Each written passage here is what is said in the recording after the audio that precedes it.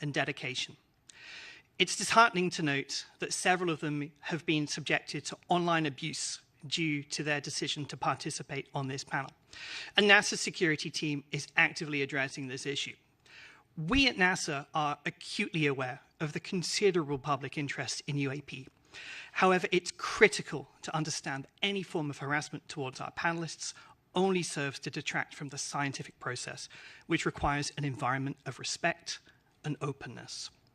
Now, every member of our team is a recognized authority in their respective field, and they have our unequivocal support. NASA stands in solidarity with them, advocating for a respectful discourse that befits their expertise and the significance of their work. Thanks. Now, in recent years, the subject of unidentified aerial phenomena, nowadays termed unidentified anomalous phenomena, or UAPs, has captured the attention of the public, the scientific community, and the government alike. And it's now our collective responsibility to investigate these occurrences with the rigorous scientific scrutiny that they deserve. NASA Administrator Senator Bill Nelson believes that understanding UAPs is vital for several reasons, which is why he directed this study. First and foremost, it provides an opportunity for us to expand our understanding of the world around us. As an organization dedicated to exploring the unknown, this work is in our DNA. Secondly, this study aims to enhance situational awareness. The presence of UAPs raises concerns about the safety of our skies, and it's this nation's obligation to determine whether these phenomena pose any potential risks to airspace safety. By understanding the nature of UAPs, we can ensure that our skies remain a safe space for all. In order to achieve these goals, it is crucial that we employ a scientific lens for our UAP work. It's precisely this rigorous, evidence-based approach that allows one to separate fact from fiction. This team is comprised of experts from various disciplines, which allows them to approach this work from multiple perspectives. And we have greatly benefited from that collective expertise. Now, why do we value a scientific approach? It's because science is built on evidence. It thrives on scrutiny. It demands reproducibility, and above all, objectivity. When we approach UAPs from a scientific perspective, we do not come in with an agenda. We come in needing a roadmap. Indeed, the primary objective of this incredible team of experts is not to go back and look at grainy footage of UAPs, but rather to give us a roadmap to guide us for future analysis. And this is the very scientific method that NASA holds true to its heart. Scientific research is intended to be publicly available and transparent, and NASA prides itself on making its data and images available to the public to learn and explore on their own. By holding public meetings like this one, we aim for open and honest dialogue with the public. We recognize that public interest in UAPs is high and that the demand for answers is strong. Conversations like this one are the first step to reducing the stigma surrounding UAP reporting. Moreover, transparency is essential for fostering trust between NASA, the public, and the scientific community. In order to do things right, we must work together, pooling our resources, our knowledge, and our expertise.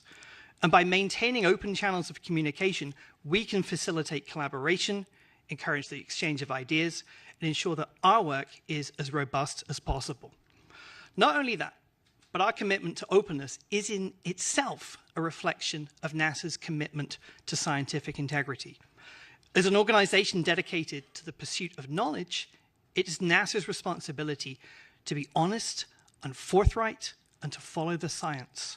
And by being transparent in our work, we uphold our dedication to scientific excellence. The meeting today represents the first deliberative actions that the team has taken. And so it's important to keep in mind that they still have several months of work ahead of them. Their final report will be released this summer, and we will publish it on our website.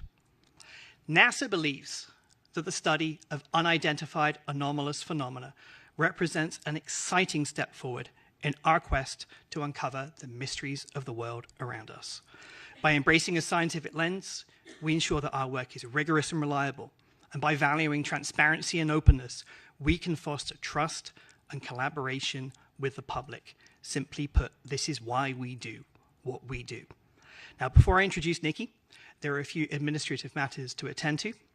Firstly, the Unidentified Anomalous Phenomena Independent Study Team has been established in accordance with the Federal Advisory Committee Act, known as FACA.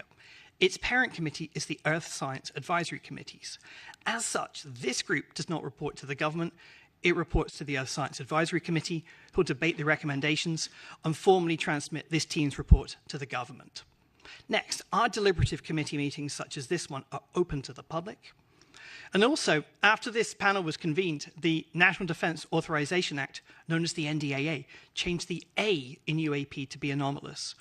Accordingly, this panel's remit was expanded to encompass not just aerial UAP. However, the majority of UAP sightings to date have been in the aerial domain. So it's fair to say that this panel's focus is on the aerial aspect of anomalous. Now, in compliance with the FACA federal statute, formal minutes have been taken throughout the meeting today, and these meetings and these minutes are for the public record, and hence all presentations and discussions and comments by the committee members should be considered to be on the record. Each member of this UAP study team has been appointed because of their specific subject matter expertise as individuals, and hence each member is subject to federal ethics laws. This category of appointment is called Special Government Employees, or SGEs, for our non-government members, and our 2 federal employees serve as regular government employees, known as RGEs. Now, to the panel. All members on this committee should remember to recuse themselves if a topic comes up in which you have a potential conflict of interest between your financial interests, including those of your employer, and matters that we're discussing. And then finally, panel, if you have any ethics questions, please see me separately, and if needed, I'll put you in contact with a NASA ethics attorney. Thanks for bearing with me. I'd now like to turn to the amazing Dr. Nikki Fox, Associate Administrator for NASA's Science Mission Directorate. Over to you, Nikki.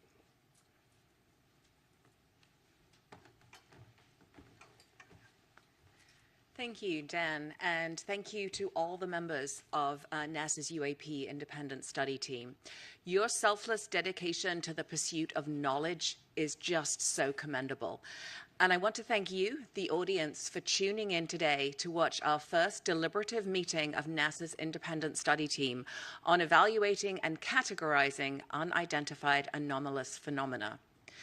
Before I begin, though, I really do want to double down on Dan's words, that it is really disheartening to hear of the harassment that our panelists have faced online, all because they're studying this topic.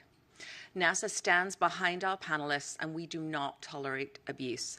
Harassment only leads to further stigmatization of the UAP field, significantly hindering the scientific progress and discouraging others to study this important subject matter. Your harassment also obstructs the public's right to knowledge.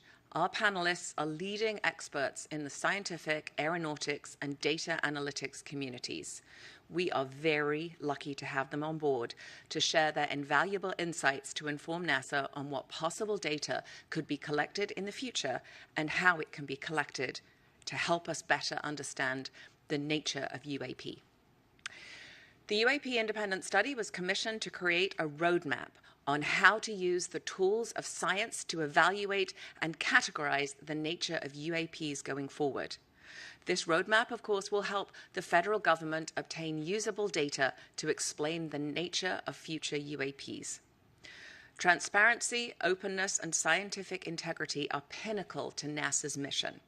They're at the forefront of this public meeting and have been throughout the team's 7 months on this study. As Dan noted, this is a working meeting, and so the public will have the incredible opportunity to witness the process of science in action. At NASA, we lead the world in exploration and are committed to rigorous scientific inquiry. The nature of science is to better understand the unknown, and to do that, our scientists need data. Right now, there is very limited number of high-quality observations and data curation of UAP. The existing data available from eyewitness reports are often muddled and cannot provide conclusive evidence that supports UAP recognition and analysis. Additionally, an object's background can complicate the data further and render it unusable due to conventional objects that can mimic or overshadow the phenomena completely, such as commercial aircraft, military equipment, the weather, and ionospheric phenomena like auroras. This lack of high-quality data make it impossible to draw scientific conclusions on the nature of UAP. Now, this team has used unclassified data from civilian government entities, commercial data, and data from other sources to inform their recommendations. And as Dan noted, they will be published in a public report that comes out this summer. I want to emphasize that there is really great benefit to studying unclassified data rather than classified data for this study. First, unidentified anomalous phenomena sightings themselves are not classified. It's often the sensor platform that is classified. And you can kind of think of it, if a fighter jet took a picture of the Statue of Liberty, then that image would be classified, not because of the subject in the picture, but because of the sensors on the plane. Second, unclassified data make it possible for our team to communicate openly to advance our understanding of UAP, not only with each other, but across the scientific community and to the public. This ensures a clear and transparent pipeline of information that can be built upon through generations to expand our understanding. This study relies on open data. Everything we use at NASA is open, and anyone can look at these records. So I invite you to visit our open data portal at data.nasa.gov to comb through our tens of thousands of data sets that are free and fully accessible to the public. Additionally, please check out data.gov/open/data for a great overview of where you can find the archives for our science and mission data sites. I am very, very much looking forward to hearing the deliberations put forth today from our distinguished panel of experts. Thank you so much for being here. Thank you, Dr. Fox. Before you go, I just want to open up to questions. Let me start with a question on this on the NASA data. I think one of the important things that we'll be looking at with other data sets and events is the data is not very well calibrated. Can you say just a little bit about how NASA goes through calibrating some of its Earth science data? Oh, yes. I mean, we very, very rigorous Earth science. I mean, all of our data sets, not just Earth science, go through extremely rigorous calibration. We don't release anything until it's really perfect. I mean, we have quick look data that is marked as quick look data. So, you know, you can use it to get preliminary findings, but wait for the really nicely cleaned up data. So a lot of rigorous protocol in putting out our data to make sure it is perfect. Do we have any other questions from the panel? All right. Thank you so much. Okay. Over to you.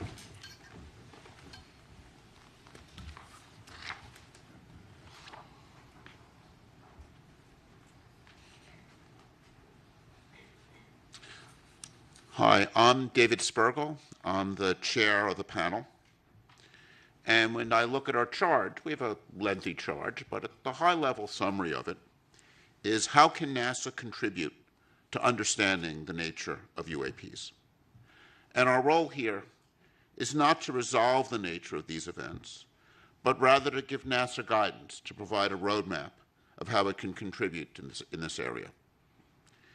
After my opening remarks, we'll hear from Sean Kirkpatrick from the AARO, and it's the AARO that's charged with leading the whole of government UAP effort. And they've already issued some preliminary reports on some of the events.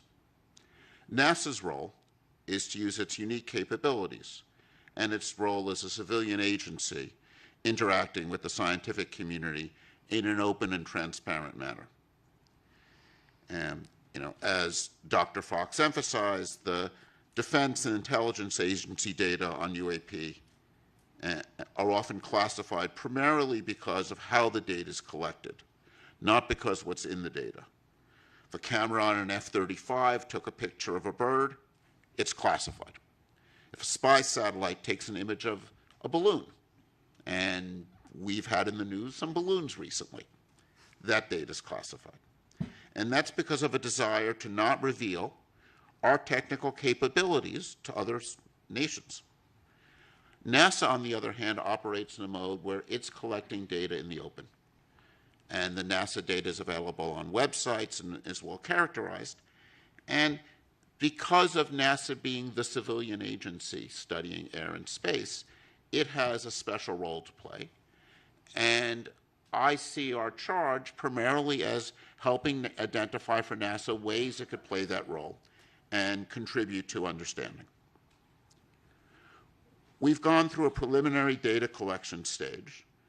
And to summarize some of the things that we've learned, the current data collection efforts regarding UAPs are unsystematic and fragmented across various agencies, often using instruments uncalibrated for scientific data collection. And if I think about the data that people have out there, it's in many ways what we'd like to think of as citizen science. But again, it is uncalibrated data, poorly characterized, not well curated. And we face, looking through this data, a significant background, a background of many of these events are commercial aircraft, civilian and military drones, weather and research balloons, military equipment, ionospheric phenomenon. We need to characterize how, when the data is taken, when it sees events like this first. The current existing data and eyewitness reports alone are insufficient to provide conclusive evidence about the nature and origin of every UAP event. They're often uninformative due to lack of quality control and data curation. To understand UAP better, targeted data collection, thorough data curation, and robust analyses are needed. Such an approach will help to discern unexplained UAP sightings, but even then, there's no guarantee that all sightings will be explained. Another challenge in this area is what we call stigma. There's a real stigma among people reporting events. And despite NASA's extensive efforts to reduce this stigma, the origin of the UAPs remain unclear, and we feel many events remain unreported. Commercial pilots, for example, are very reluctant to report anomalies, and one of our goals in having NASA play a role is to remove stigma and get high-quality data. In fact, if I were to summarize in one line what I feel we've learned, it's we need high-quality data. And this is not as a research scientist whose work has been primarily focused in cosmology, I would say the lesson of my career has been you want to address important questions, you need high-quality data with well-calibrated instruments. So let me now introduce the agenda.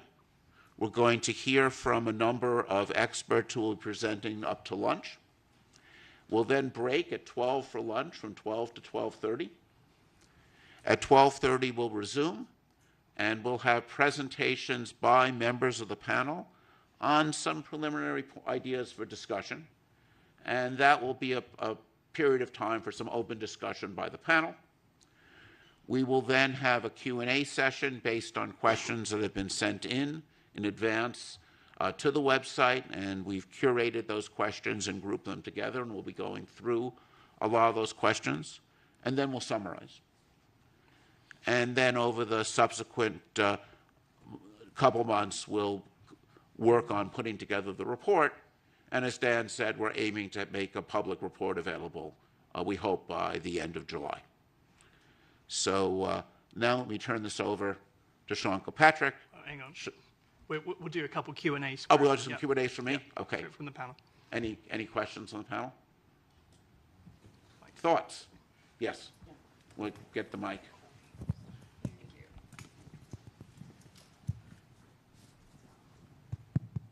Yeah. So one of the things I think Dr. Fox said was looking at the release of data, very important for our study, when it's high quality. And you have also commented that data are not always perfect when we're doing certain studies. I wonder if you could shed some light on the difference between the application of certain data to certain scientific challenges. So, when you look at your camera is often designed to take an image in the daytime and might not be optimized for nighttime imaging.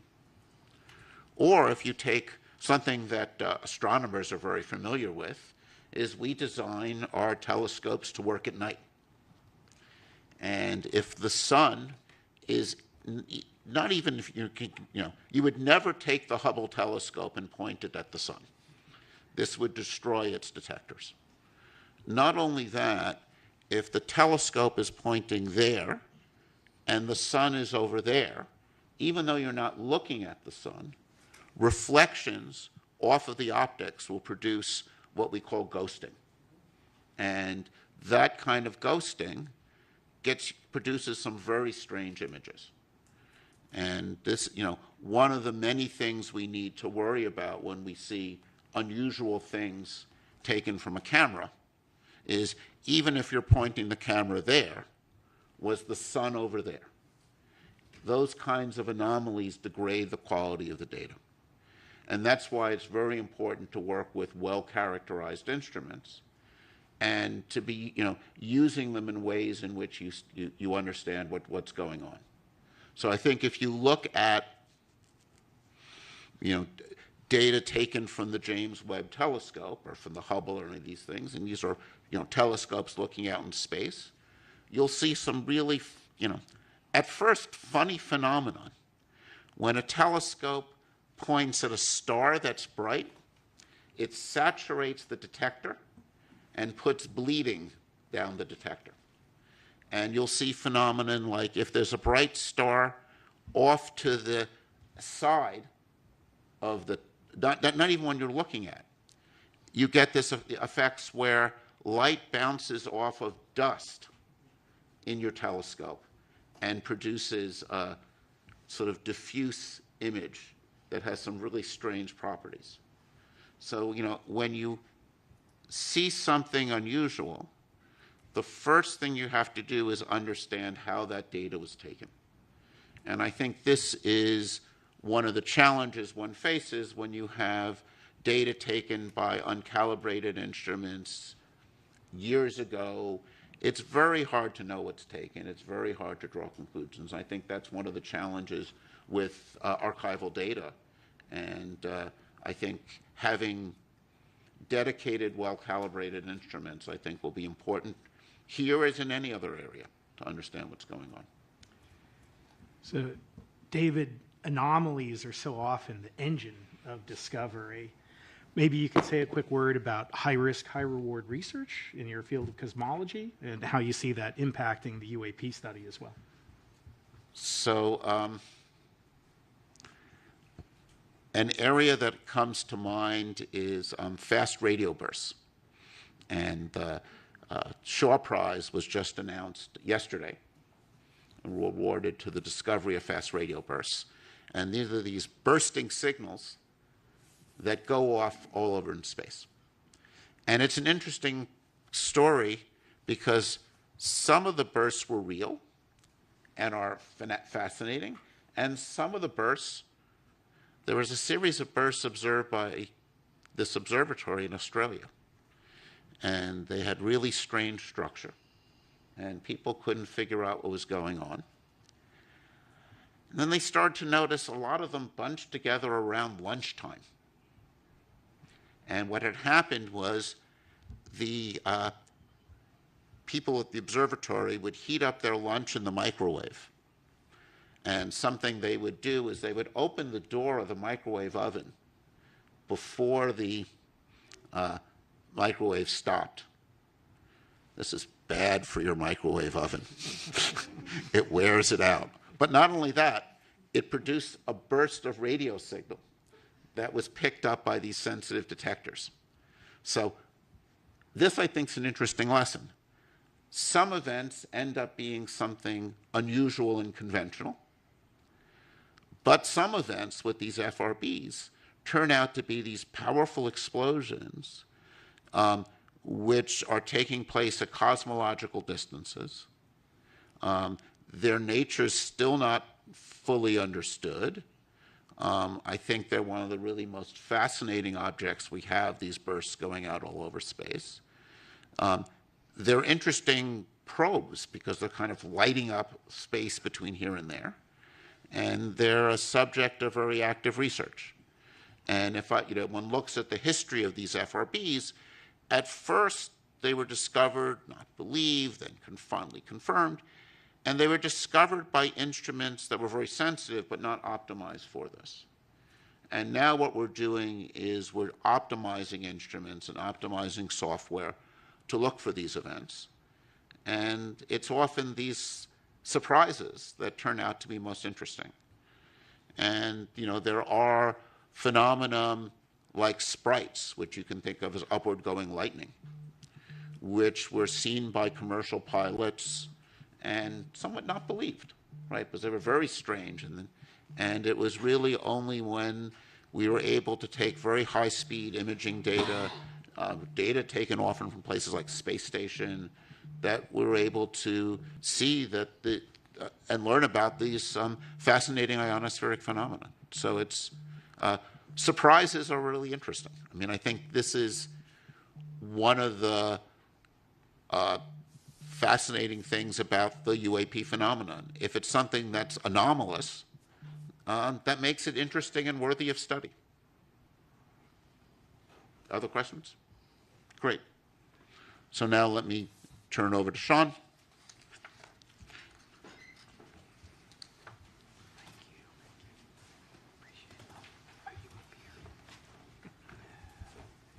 Thank you, David, Dan. It's a pleasure to be back. Good morning, everyone. I want to start by thanking NASA for convening today's UAP Independent Study public meeting and inviting me to continue to participate. NASA has been an invaluable partner to our team at AERO as we work to better understand and respond to unidentified anomalous phenomena. We applaud NASA for commissioning its independent study team and for exploring what data and tools could be leveraged to shed greater light on UAP. Though NASA and AERO are taking on very different aspects of the UAP problem set, our efforts are very much complementary. We both are committed to the scientific method, to a data-driven approach, and the highest standards of scientific research integrity.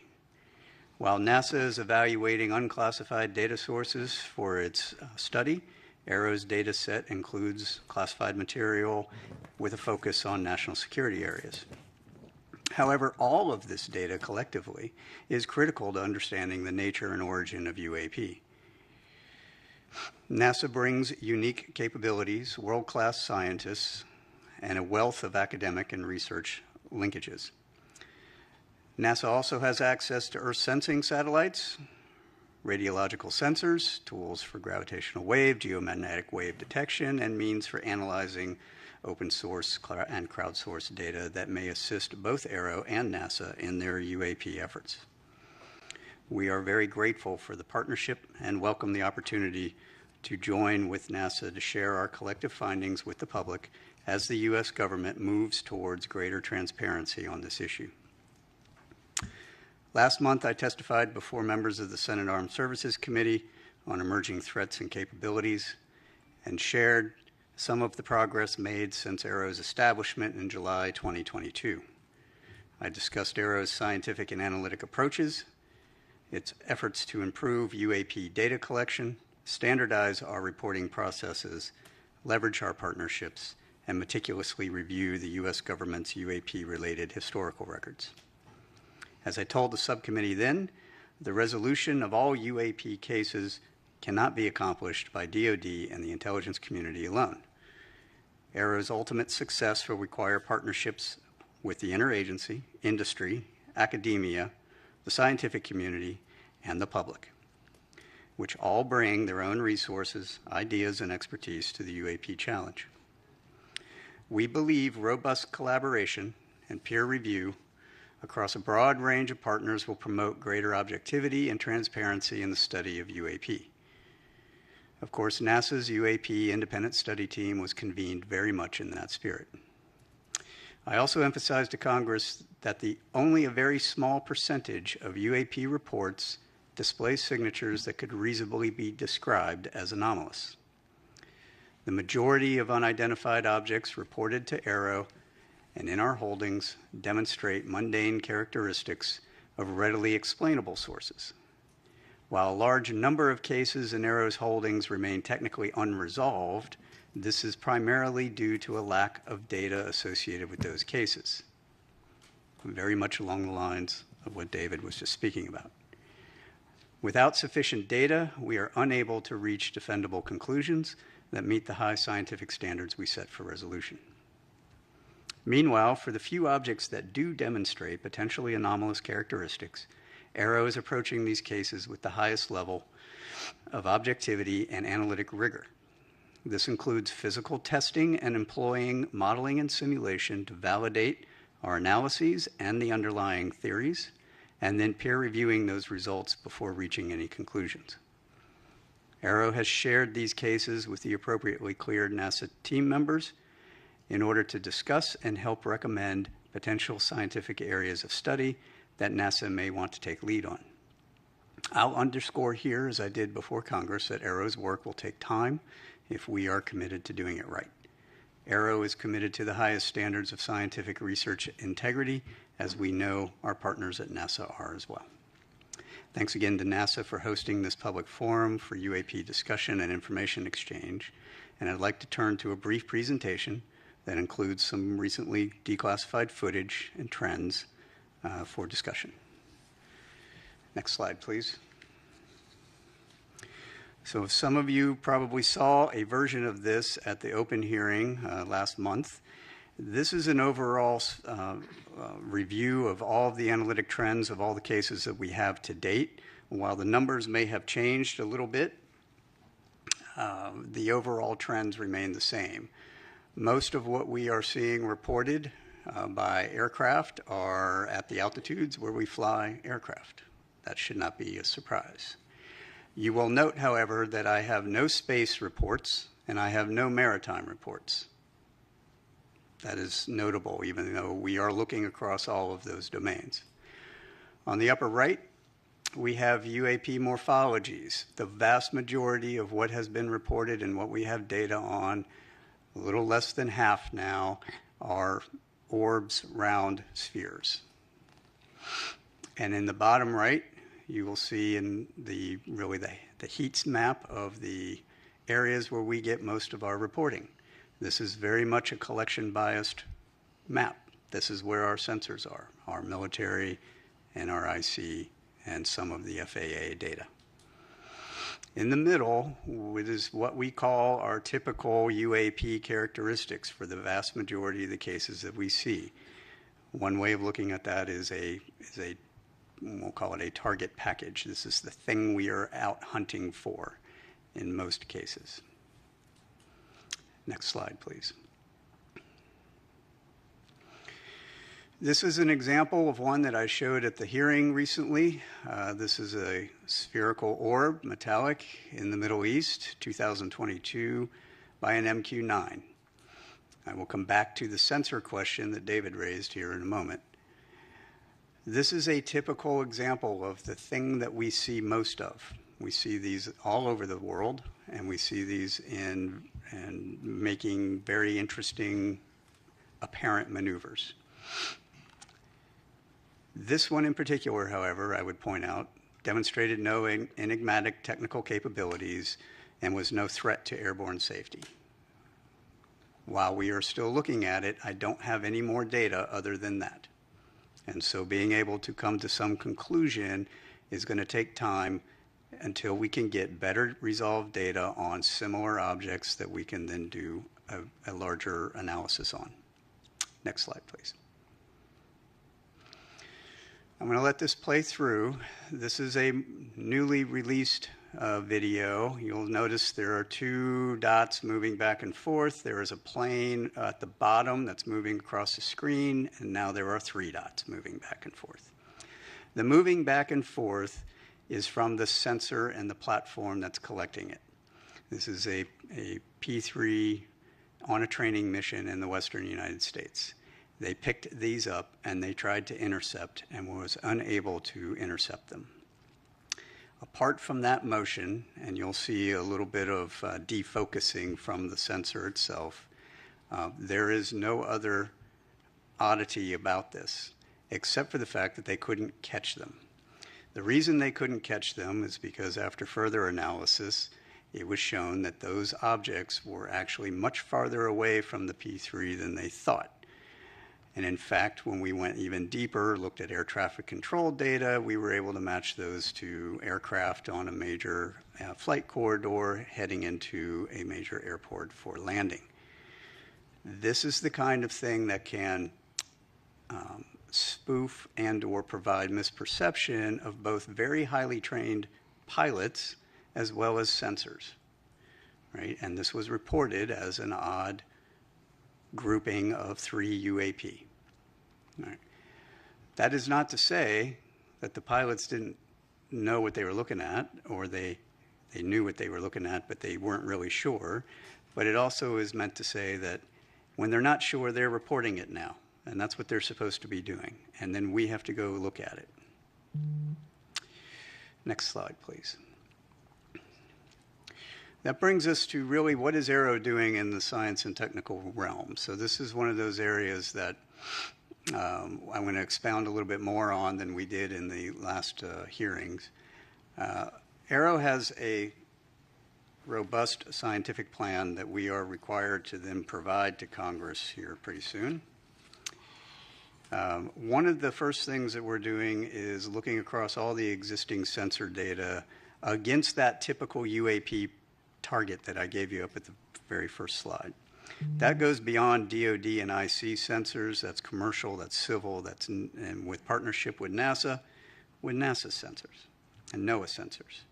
Understanding if any of these Earth sensing satellites, any of these airborne platforms, any of these ground radars, whether it's FAA or other, can actually see these things, given what we've got so far, is going to be an important first step to understanding which sensors are going to be relevant.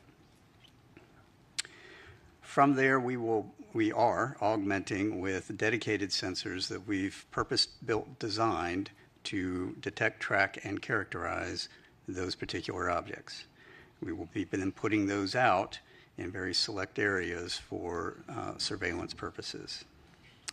Partnerships with academia, exploring the signatures to match to our data. So understanding if a thing is moving and if it is doing certain anomalous activities, what are the signatures we would expect to see? How do we pull on that? And then from there, how do I tune my collection architecture to go after it? Statistical analytic techniques. We're working with a couple of universities on how do I do broader-based statistical analysis on unclassified and classified data so that I can apply those analytics to our holdings. And then AI and ML analytic techniques for searching out through the data what are the objects, what are the targets that we're going after. We have partnerships with both DoD and DOE labs to explore our current state-of-the-art fundamental physics of UAP observations, both current and historical. In other words, if I have objects, those few that are doing some things that are anomalous, what is our current understanding of maneuverability, speed, signature management, propulsion? What are those underlying signatures that we would expect to see, and how do I then pull on that? Our interagency and allied partnerships for calibration of our capabilities. This is exactly what David was pointing at. A vast majority of what we have reported to us are DoD sensors. DoD sensors are not scientific sensors. They are not intelligence community sensors. Believe it or not, intelligence community sensors are very close to scientific sensors. They are calibrated, they are high precision, they are everything you'd ever want to know about a thing. DoD sensors have one purpose. They are to identify an object that is known and put a weapon on it. That is what they're for, right, predominantly. So understanding how do you calibrate those against these known objects? How do I fly an F-35 against a weather balloon at different speeds and different altitudes and different sun conditions and different lighting conditions and heating conditions? Those are all important measurements that need to be done, and we are in process of doing that right now.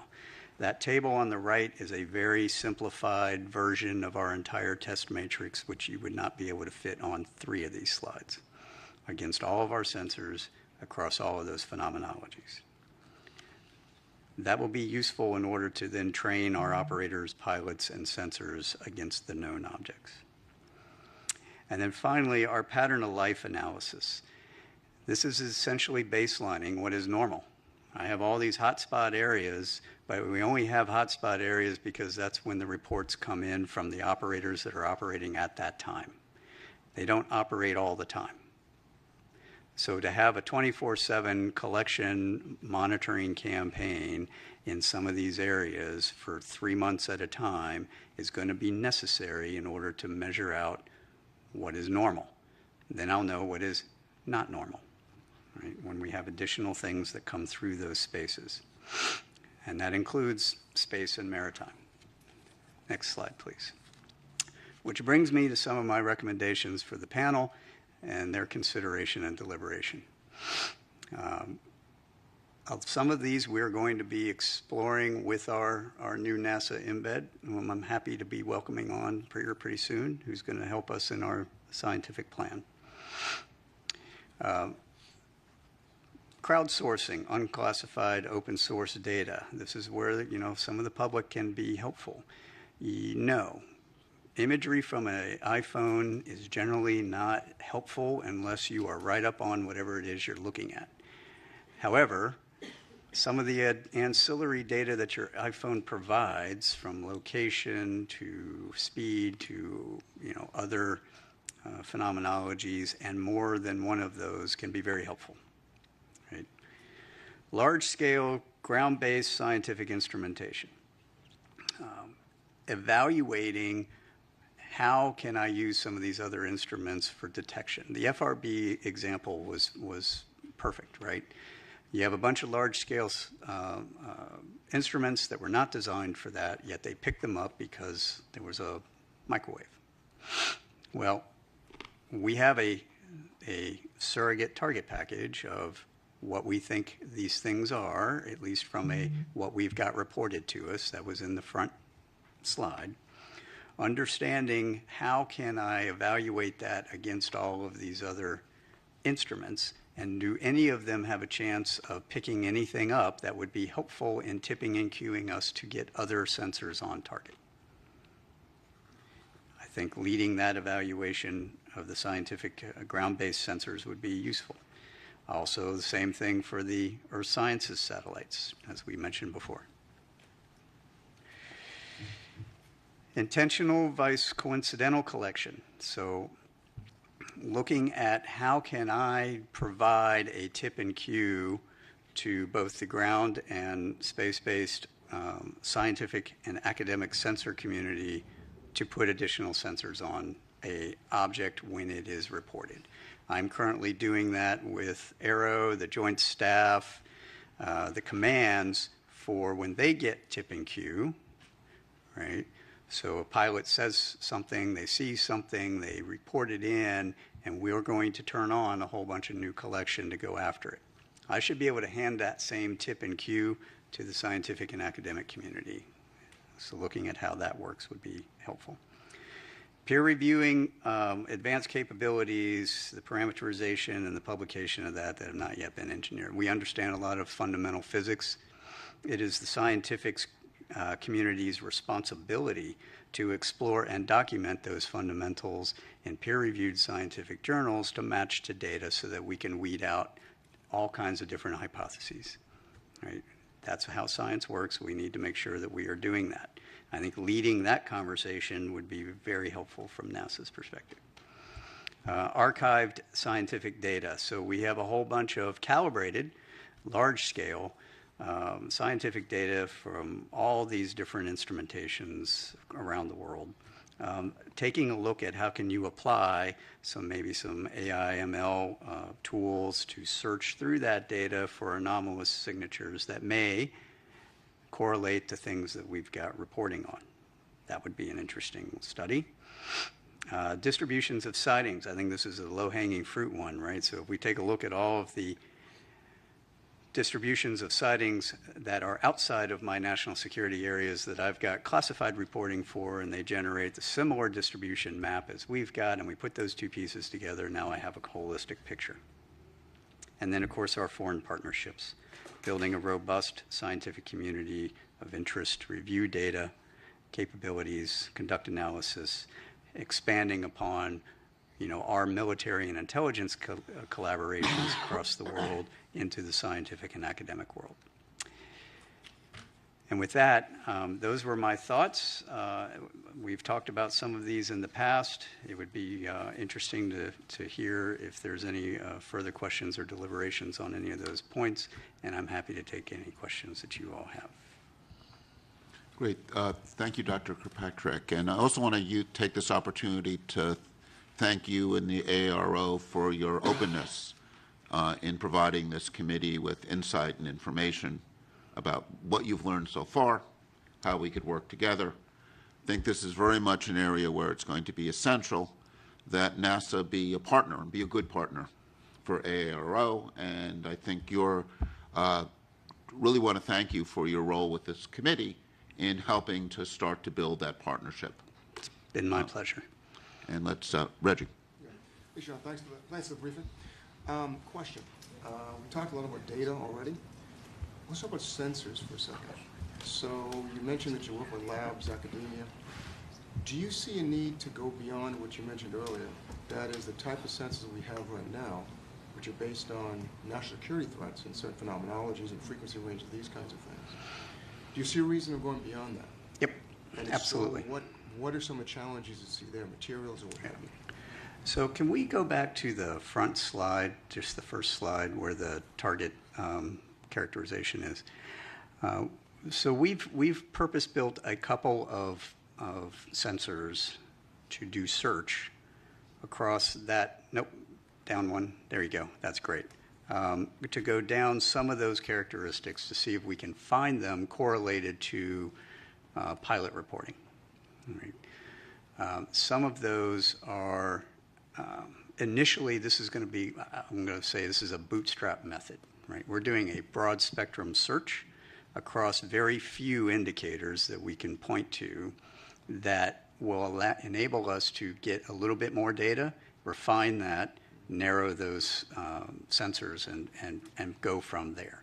So we aren't just relying on the DoD and IC sensors that exist today, because frankly, they don't point to where we want them to point.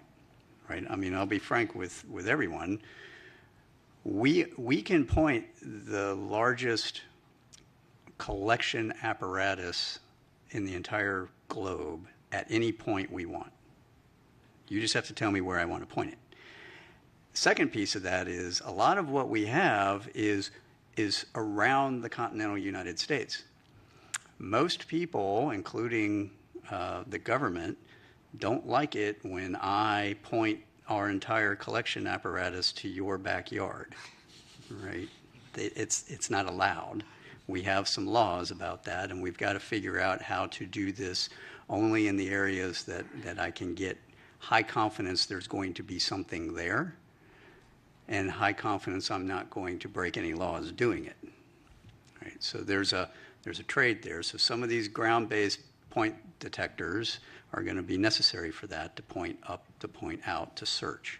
Coupled with, we're evaluating a number of sensor opportunities across different organizations, academia, industry, whatnot, that already exist or are being built for similar purposes or maybe other purposes that I might be able to recalibrate for this and see if those will have a chance of seeing that target. Right? So that's where the modeling and sim comes in. Can I take that target, put it into your sensor, and have a chance of seeing it? If I can, then I might want to use that. Right. Oh, wait. Who's next? Are you? Nadia. Go. Thanks, Sean. I have the questions you probably don't want, which are about numbers, unless I missed them during your presentation.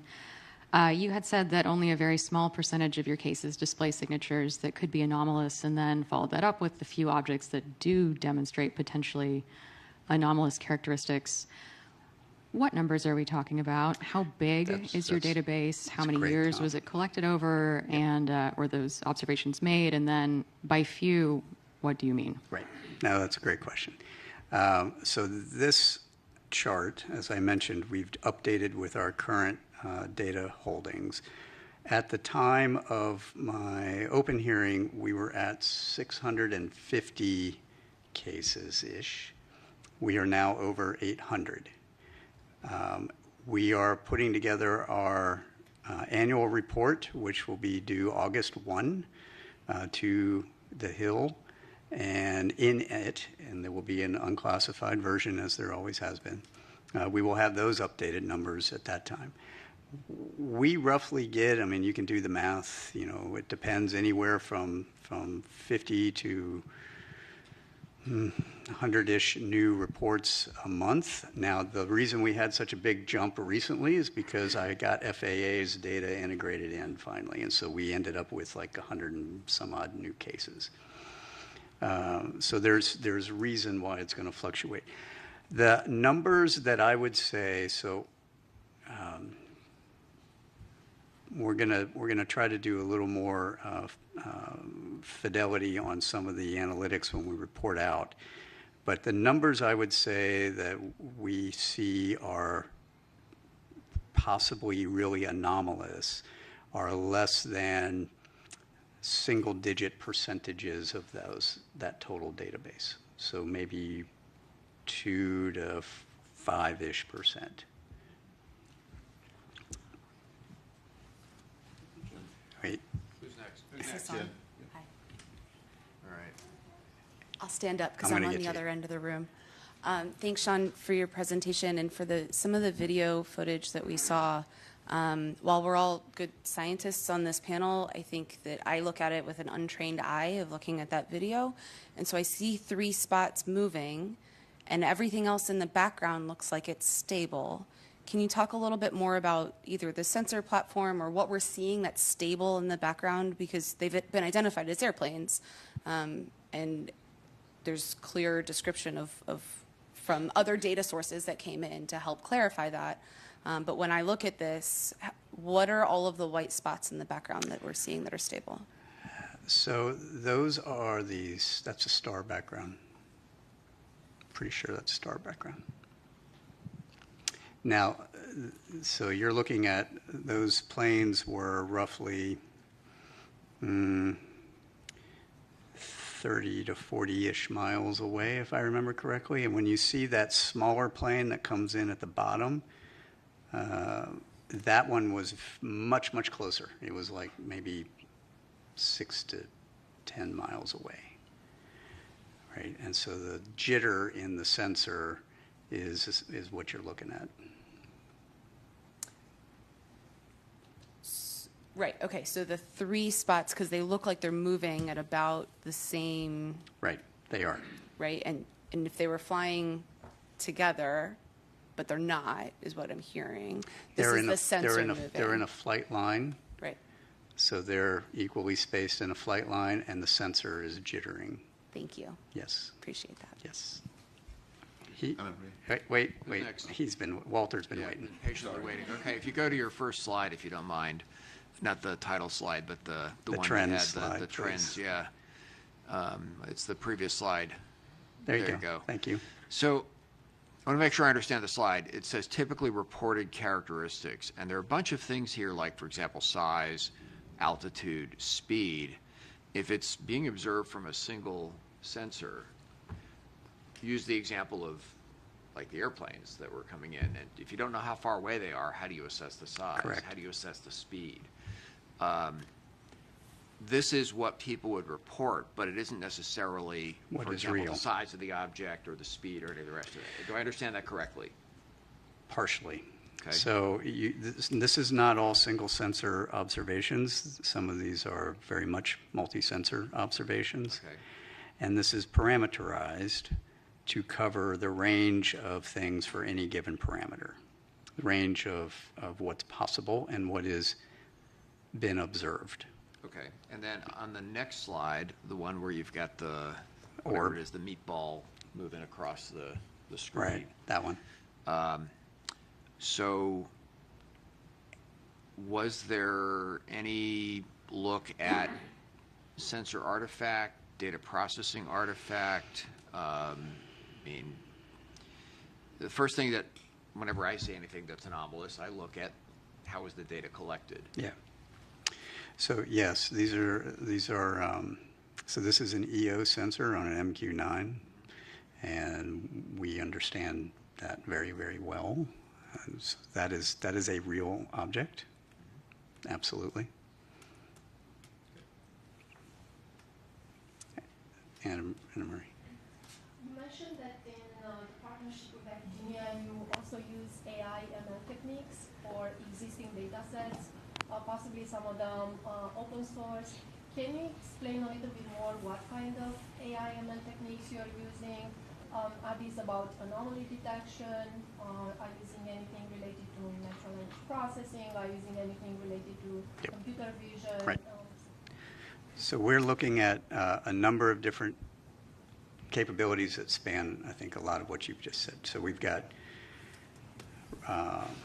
we haven't applied it yet. We are researching how we're going to apply it. So natural language processing for the reports from pilots, absolutely.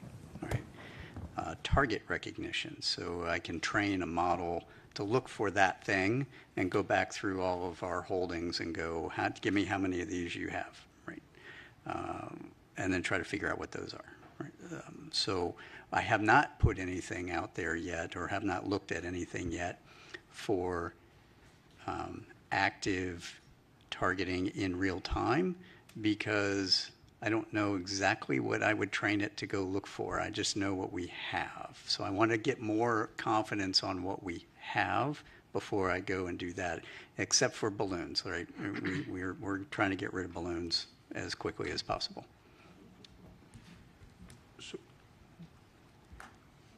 So, Sean, I just wanted to begin by thanking you for your service to this nation and this committee. You don't exactly have the easiest job in Washington. So no, I do not. Appreciate it. I'm glad you recognize that. Yes, we certainly do. I also want to commend you noting the international partnerships. Spain just signed the Artemis Accords yesterday, increasing the membership to 25. I think that's a global partnership that you could leverage. Only 170 more countries to go, NASA, before we have everyone signed up. I just have two questions. One, relative to what Nadia was asking you about the number of anomalous phenomena. What makes it anomalous in your view? What is the phenomenology where you're pulling those cases out and saying this is truly unexplained? And then my second question would be relative to the stigma. How damaging is that in your view? And what in particular do you think NASA can do to help remedy the situation? Those are great questions. I'm going to take the second one first because I know we're getting short on time. The stigma has improved significantly over the years since the Navy first took this on some years ago. It is not gone, and in fact, I would argue the stigma exists inside the leadership of all of our buildings, right, wherever that is. My team and I have also been subject to lots of harassment, especially coming out of my last hearing, because people don't understand the scientific method and why we have to do the things we have to do, right? And because we can't just come out and say, you know, the greatest thing that could happen to me is I could come out and say, hey, I know where all these things are. Here you go, right? But I don't, right? And it's going to take us time to research all that. People want answers now. And so they're actually feeding the stigma by exhibiting that kind of behavior to all of us, right? That is a bad thing. Where can NASA help? I made that recommendation on NASA should lead the scientific discourse. We need to elevate this conversation. Right? We need to have this conversation in an open environment like this where we aren't going to get harassed. Because this is a hard problem. It is a hard target problem. We need to understand what is the things that are in all of our domains, space or air or undersea, and how do we make sense of that? Right. Your first question on what makes it anomalous to me, we actually developed some definitions on all of these things. We gave it both to the White House and to Congress. I think we've got some of that into law now, but essentially anomalous is anything that is not readily understandable by the operator or the sensor. Right? So it is doing something weird, whether that's maneuvering against the wind at Mach 2 with no apparent propulsion, or it's going into the water, which we have shown is not the case. That is actually a sensor anomaly that we've now figured out, and we're going to be publishing all of that. You know, those kinds of things make anomalous. Signature, we'll call it signature management, but it's things that are not readily understandable in the context of, hey, I've got a thing that's out in the light. It should reflect a certain amount of light. If it doesn't reflect that amount of light, something weird. I think we have time for one last question. Sean, you recommended foreign partnership with NASA. I'm curious, especially given your map, have you, as Aero, partnered with international agencies, and is there ways for reporting to your? Mm-hmm. So that's a great question. I want to expound on that just a little bit. So I have just held our first Five Eyes forum on this subject last week, I think it was, or earlier this week. I don't know. Dan was there, and we have, we've entered into discussions with our partners on data sharing. How do they do reporting? What kind of analysis can they help us with? What kind of calibration can they help us with? What can we help them with? And we're establishing all of that right now. And they're going to end up, sending their information and data to us to feed into the process that we've laid out for how we're going to do all of this. Beyond that, I have not had either the time or the bandwidth to do, and that's why I would look to NASA to expand the scientific and academic relationships that they have across all of our allies and partners on how can we bring them into the fold. That's where I think there's a lot of benefit to NASA taking lead on that. Great. Thank you. But one just clarifications for people who don't know, what are the Five Eyes? Oh, I'm sorry. For those of you that aren't familiar with the Five Eyes, those are that's the UK, Canada, Australia, New Zealand, and the United States. So those are the 5 partners. Terrific. So thank you very much. Thank you.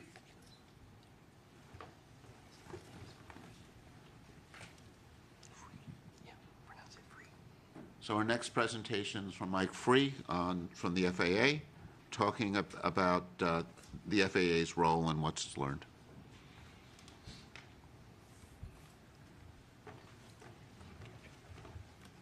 Would like to thank the panel for the opportunity to come and give an overview of the FAA and some data points around the FAA's mission, the data the FAA provides to provide the framing of what are the surveillance systems that we can bring to bear, or there's data around those sensors, as well as to frame the limitations of those. I know Sean talked about some of the data points that are used and being integrated, so hopefully this will give you an overview of the FAA's mission as well as those data points. Next slide, please. So the FAA's mission is quite large and complex. By a factor of 2, we operate more commercial aircraft than any other country. I think we're second only to Australia in total airspace, but largely because Australia has a very large oceanic volume that they're responsible for managing. So it is a very complex, very large national airspace system. We have over 14,000 controllers, 520 air traffic control towers, which are located at the highest density of airports and I'll refer to those as towers in subsequent slides. We have 147 what we call terminal radar approach controls, or TRACONs, and those are manned control facilities at the high and medium density airports around the nation, as well as 21 air route traffic control centers, which manage the control of air traffic in the en route environment. There's over 19,000 airports. Over 5,000 of those are associated public airports, with the remaining 14,000 plus private airports. Next slide, please.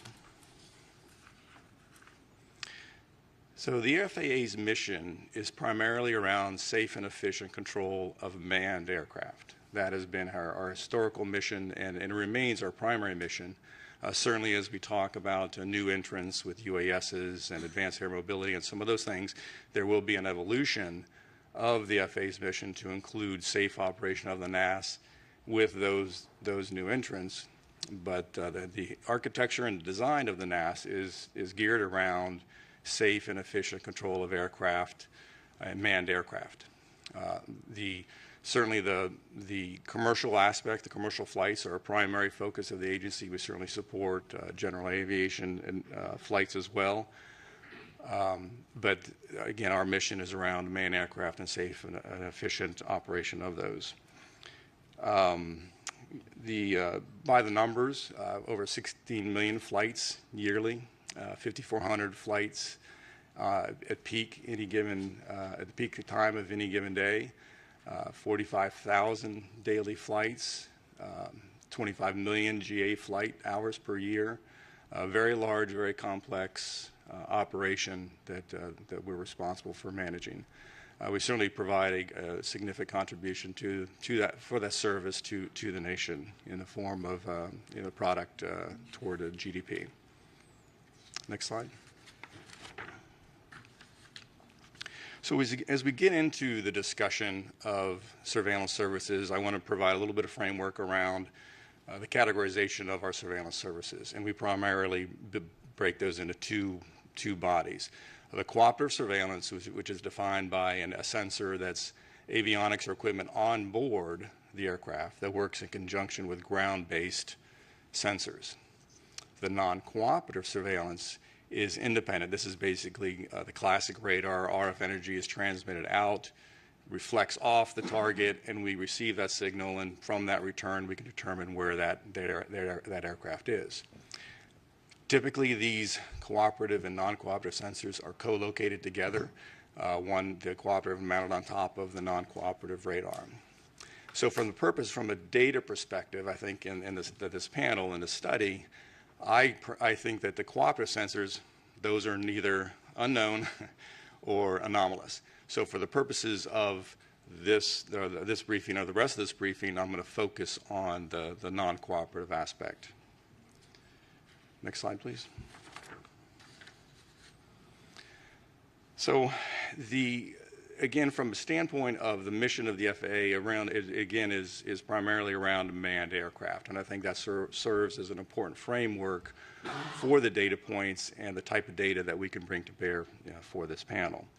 So we break our systems and the design of the systems into different types of systems. So we have short-range radars, which are typically located at the high and medium density airports. And those operate from a range. They have a detection range of between 40 and 60 miles and an altitude detection capability of about 24,000 feet. The long-range radar systems have a detection range of 2 to 250 nautical miles with altitude detection up to 100,000 feet. So that provides the basic the framework for those.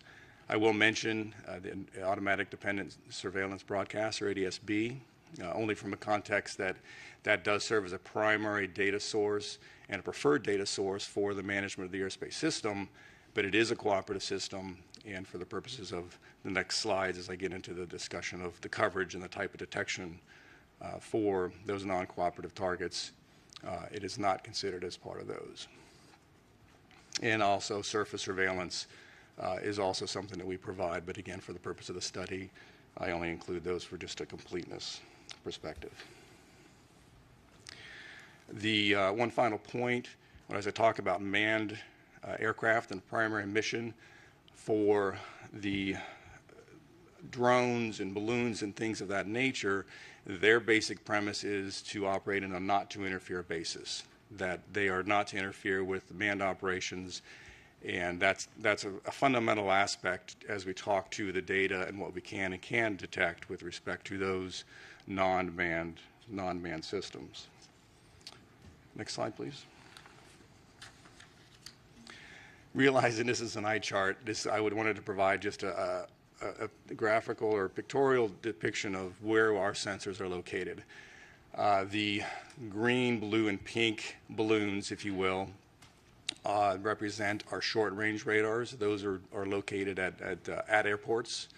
Those are where those are sited. The two reddish balloons, they have letters in them, a 4 and a C. Those represent our long-range radars, the ARSR 4s and CARSR systems that are used in the context of both from an air traffic control perspective as well as for a national defense and homeland security mission. And the perimeter, the ARSR 4s are located around the perimeter of the country, equally spaced, and the CARSR systems are located on the interior of the U.S. I will point out that this only depicts the CONUS. There are systems, ATC, both short-range and long-range systems, Hawaii, Alaska, and Caribbean. Those are not depicted here. I didn't think they were necessary for the purpose of understanding the surveillance. And I will also point out that both for this slide and the subsequent coverage slide, I do not talk to any classified DoD or DHA systems that are in operation. Okay, next slide, please.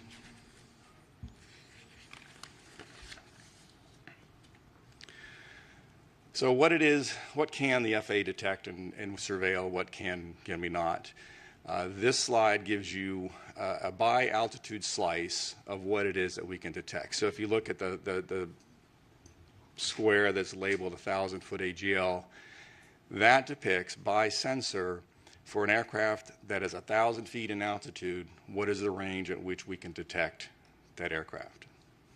And so on, as you get higher in altitude, or higher in altitude, you can detect it at further range. And that's basically a phenomenon of the curvature of the Earth and the line of sight aspect of these radar systems.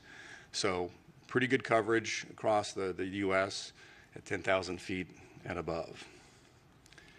This is a mathematical model based of a pure line of sight as well as some geographical screening. As you can see in the western part of the U.S., there is screening due to the mountains and those sensors.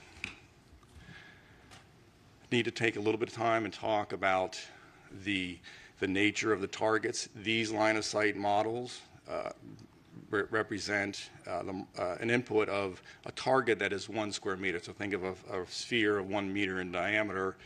That's the assumption that goes into these models. So if you think about that in the context of other forms of aircraft, a 4th generation F-15 or F-18 is in the proximity of about 1 square meter, perhaps a little bit larger. A large airliner is perhaps 100 square meters. A small UAS is perhaps a 0.01 square meter. So the range of these detections or the size and the ability to detect these targets from an F-15 large airliner 100 times larger in size, a drone 100 times smaller in size. So the detection and the surveillance capability really largely depends in part to the target that we're talking about and the ability to surveil that target. All right, next slide. So I do include this ADS-B coverage slide just to give a context of, from a cooperative perspective, there is very good coverage across the U.S. to 1,500 feet above ground level. So this provides a context of when we look at the data and start getting into discussion of what it is we can detect. This will certainly be, for those cooperative aircraft that have ADS-B, we could certainly detect those to a pretty low altitude across the U.S. All right, a couple of data points. I think I know Sean certainly talked about some of the data points, and I can provide a little bit of insight from an FAA perspective. Drones. Drones are a pretty significant challenge. There's 880,000 registered drones in the U.S., small drones, I should say, Part 107 drones. Many tens of thousands of those are operated on a daily basis by commercial operators. It's not clear how many private drone operators are taking their drone up for a quick flight. But as I said earlier, those are regulated they're regulated to operate below 400 feet in altitude. So again, it's the drone aspect is for those small drones in particular, and as well as all classes of drones. There are regulatory restrictions to where they can and cannot fly, basically avoiding and not interfering with manned aircraft operations. Second data point, we talked about balloons. The Weather Service, we know on 92 weather stations that release balloons twice a day. At 6 a.m. and 0000 Zulu and 1200 Zulu. Typically 2-hour duration. They fly up to 100,000 feet where the envelope bursts and then the payload descends back to Earth. So certainly, at least 184 balloon flights daily in the NAS. Not to consider universities and hobbyist balloons that may be launched, but those are typically small in size. And finally, Sean did talk about UAPs and FAA data. A couple of data points that we do report. There is a process by which air traffic controllers can report UAP sightings or events. Historically, those have been in the range of about 3 to 5 reports per month that have been reported. We did see an uptick of reports in August of 22 that went up to about 8 to 10, perhaps due to Starlink launches. And finally, with the Chinese weather or the Chinese balloon incident in February, we did see a significant uptick, and there's like 68 UAP reports that started in February, and we've seen a large number, subsequent to that. I think that's all I had. Any questions? Do you want to take the question? It's easy. Actually, you can choose the questioners. It's easier from your angle than from mine. All right, Walter. Yeah, so two questions about the radar data coverage. First one is, do you retain any of the data, or is it just cycled over as? There is a long-term retention of data. I can't recall exactly how long we retain that. There's certainly a requirement from a retention from a legal perspective. Yeah, exactly. But I do know there is some periodicity measured in a term of months. Is it retained in terms of like the raw radar, or is some processed form of data that's retained? I believe it's a processed form of data that is what was displayed on the, whether it's an en route ERAM system or the STAR system. And then the other question is for the radars, are they operated in any sort of a tasked mode, or are they constant search mode? The current systems in our inventory, they're fixed face, and they just rotate at either 12 RPM or 5 RPM, depending on whether it's an en route or a terminal surveillance requirement. All right, next question. Yes. Mike, forgive me if you mentioned this earlier. You said, I think you said 3 to 5 reports per month. Per month. Out of how many? That is 3 to 5 reports per month for all of the controllers in all of the U.S. So there's a process by which if they see something and they want to report that, they can go to report that to the den, we call it, but report, hey, I saw something, I don't know what it was. So that's 3 to 5 per month across the entire 14,000 controllers per month. So 45,000 operations any given day, 30 days, however many days in a month, it's a very small percentage. Can you describe actually about this? How do you encourage to report? Do you feel like the stigma on UAPs is impairing the reporting? Do you feel the reporting is biased? I'm not aware of I'll answer it this way. The process by which UAP is reported is part of the air traffic controller order. So basically, the air traffic controllers are allowed. It says, if you see something, here's a process by which the procedure by which you would report it. Other than that, I'm not aware of any specific stigma or limitations, and I'm probably not in a good position to speak to that. Other than there is that process, and that is the process that we use, and is what represents those numbers I talked to. And if I may have, I had a question prior to this one. How do you decide the sites where you deploy? We saw the map, and it has some very good coverage on the coastal areas. There were some areas of lack of coverage. Yeah. So if you go back one slide from what's presented here, what you'll see is in the eastern half of the U.S. there's a lot better coverage, but that's because there's a lot more population in the east, and therefore a lot more airports. And these systems are historically sited at the airports in support of those airport operations. To the west, obviously, it's less dense and fewer systems. Now, that's from an ASR, the short-range radar perspective. The long-range radars are pretty much equally spaced in order to provide the maximum coverage from a homeland defense and security perspective, as well as with the higher altitude flights, the en route cruise phase of air traffic control. Warren. Mike, first, thank you and the FAA for coming to share this information with us. Second, can you speak to a little bit of the filtering techniques that we use? So with respect to, I know Walter had a question about the raw data and process, but can you just talk a little bit about, we actually aren't trying to detect everything. That's actually a very good question and a very good point with respect to what we can and cannot see. So there are, the closer to the ground you point a radar, certainly you can get lower elevations, but you also start to see the effects of trees and other ground-based clutter, as we call it, that starts to interfere. So we have great ability to detect a lot of things, but from an FAA mission perspective, our desire is to find that sweet spot of seeing everything to as low an altitude as we can to maximize our mission around safe operations of manned aircraft.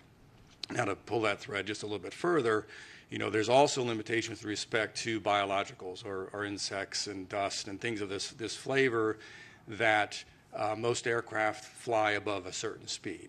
So we typically will have filtering settings on our systems to get rid of the stuff that really is leaves or insects or things of that nature, so that we provide as clean a display for the controllers. So there are specific settings that we can adjust, and it's been learned over many years to perfect those, what we call optimization of those kinds of filters, to get rid of what is not a manned aircraft, not an aircraft, and provide as clean a display for the controllers as we can.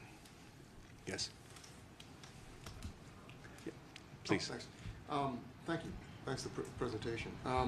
Would it be, kind of following up on what you said, Warren, would it be possible to collect the raw data and to save that? Because if it would be possible to do some calibration after the fact that Sean was mentioning, for example, you might be able to capture other phenomenology. Is that possible?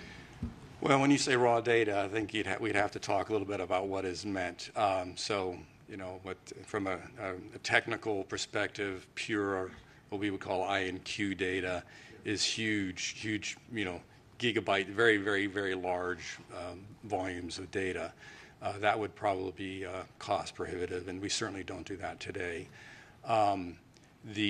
There are, again, we do record data, but it is effectively the data that has been through some form of these processings and these filterings. We do that today, but it certainly, with enough time and money, we could certainly collect that data, and I think it would be we'd have to look at the challenge of how we would go about modifying the systems or introducing new ways to collect that raw data as you described. Certainly it's feasible, it's possible, but it's not without technical challenge. One more question on the Yes. 184 balloon flights daily.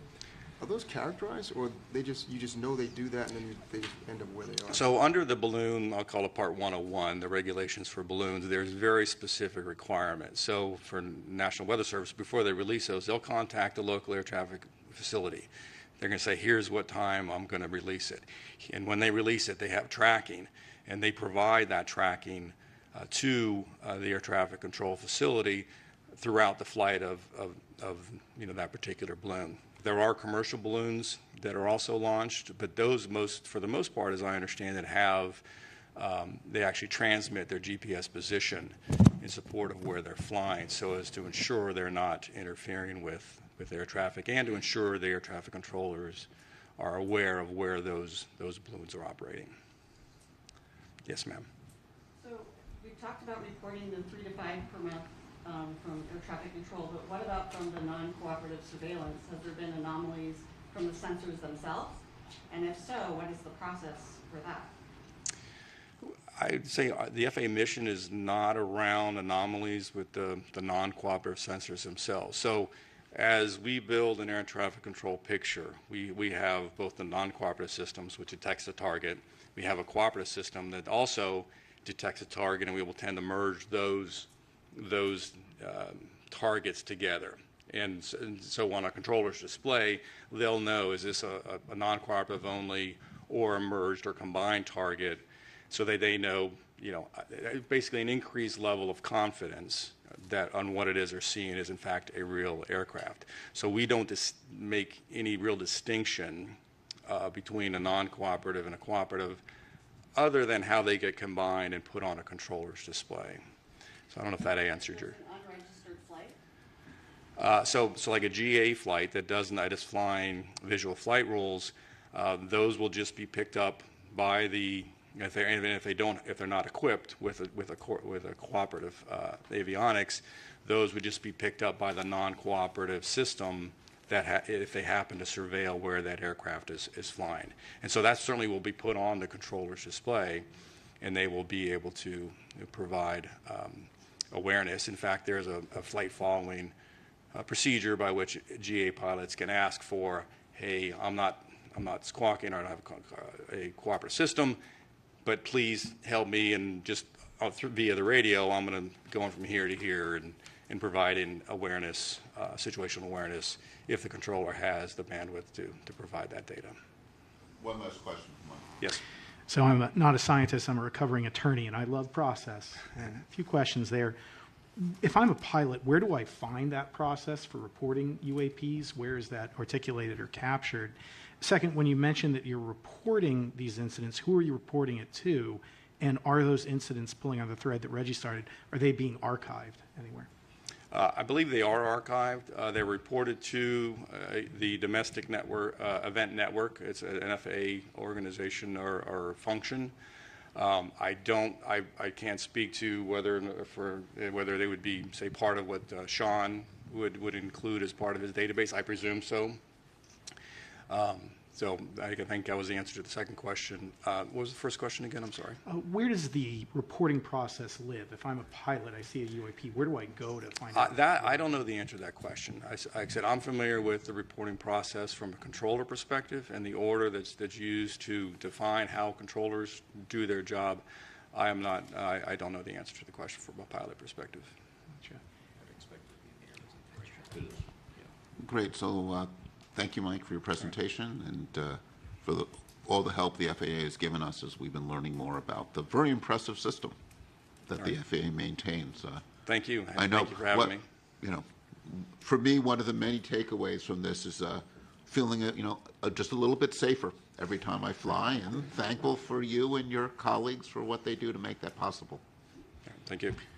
And we're now going to take a quick lunch break. We'll be back at 12:30. And see you all soon.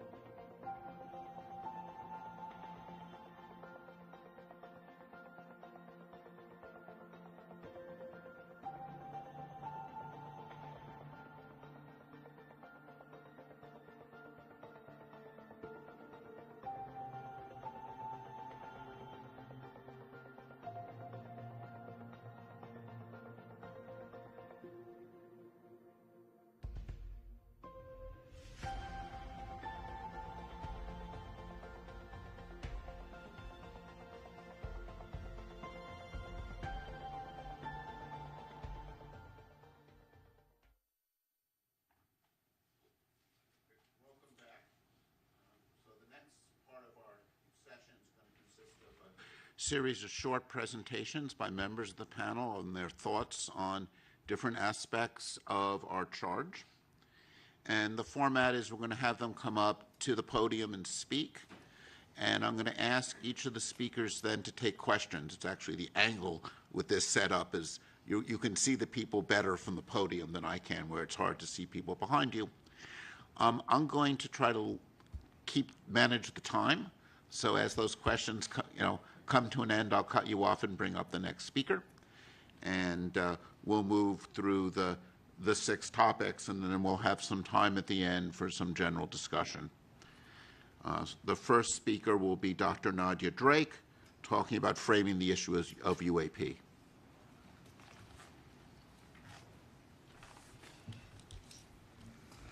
Hello, and welcome back from lunch, everybody, and a welcome to those of you watching us virtually. I'm Nadia. I am a scientist by training. I'm also a science journalist now, and my job is to try and synthesize the information that we've learned so far and summarize the situation. So if you will, put together a framework for thinking about UAP.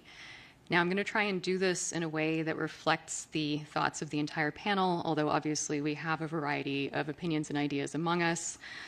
So I'd like to leave some time at the end for you to weigh in with disagreements or concurrences as needed. So first, a housekeeping matter. The definition of UAP changed during the 7 months of our fact-finding process. UAP initially stood for Unidentified Aerial Phenomena, with aerial referring to events occurring in Earth's atmosphere. That A is now defined as anomalous, which includes the space, air, and undersea domains. As a panel, I think we have decided to continue focusing our recommendations on the aerial domain, because that is where the majority of sightings and events have occurred, and also because we couldn't fully pivot to address the expanded scope of the new acronym. Beyond that, there are 3 points I want to make. The first is that for a number of reasons, UAP are obviously quite interesting, right? That is why we are here. Recently, many credible witnesses have reported seeing unidentified objects in the sky, some of which are behaving rather peculiarly. In some instances, these reports include corroborating data from various instruments, various sensors.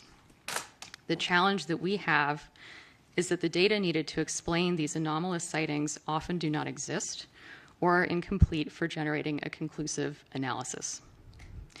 This includes eyewitness reports, which on their own can be interesting and compelling, but often lack the information needed to make definitive conclusions about an object's provenance. We as a panel are thinking about the types of data that might add value to those reports and which could be useful on their own. As a corollary, to date, in the refereed scientific literature, there is no conclusive evidence suggesting an extraterrestrial origin for UAP. Collecting more good data for the scientific community to review in a peer-reviewed context will be important for progress to be made here. The second point, UAP offer an excellent opportunity to demonstrate the power of the scientific method and of empirically addressing a question using a multidisciplinary approach. It is our job as a panel to make some recommendations about how NASA might go about tackling this topic scientifically, taking advantage of the agency's resources, global outreach, and reputation. Key points to keep in mind here are that science is hypothesis-driven. Scientists build confidence in their theories by relying on well-calibrated, well-collected data, using well-established methods with rigorous evaluation and independent corroboration. In science, skepticism is not a bias, nor is it a bad word. It is not our job to define nature, but to study it in ways that let nature reveal itself to us, regardless of how exciting or disappointing that reality might be. And to that end, when we're thinking about making recommendations about how NASA can tackle this topic scientifically, I think it's important to remember that it's not NASA's job to replicate the efforts of the Department of Defense, but rather to consider approaches that are complementary to what the All-Domain Anomaly Resolution Office is doing. And so one of the questions that we as a panel, I think, need to center is, what can we recommend that NASA can do that the DoD cannot? Third point, to that end, What are we even looking for? How are we defining this problem? And how do the available data define what seems to be, to borrow a cliche, a very slender needle in a very big haystack? We heard a little bit about that today from Dr. Kirkpatrick, who reported that there have been 800 events collected over about 27 years. And between 2 and 5% of those events display signatures that could be anomalous, defined as anything that is not readily understandable by the operator or the sensor, something that is doing something weird. Mr. Free and some of the experts on our panel have defined the background on which those events exist, the amount of stuff in the sky at any given time, like so. On average, FAA air traffic control handles 45,000 flights per day in U.S. airspace, with 5,400 aircraft in the sky at peak time. Worldwide, on average, there are about 1,600 weather balloon launches per day. In the US, there are at least 184 of those balloons launched, and that doesn't include private companies or research flights. There are about 1.69 million recreational or model small uncrewed aircraft systems, and an additional 880,000 drones are registered for commercial use. And these are not controlled by air traffic control, and they're not scheduled flights. So that's our challenge. So in making recommendations as a panel, I think we need to look at what kind of imprint we want to leave. What does the situation look like 5 years from now? What does it look like 10 years from now? Why are we making these recommendations?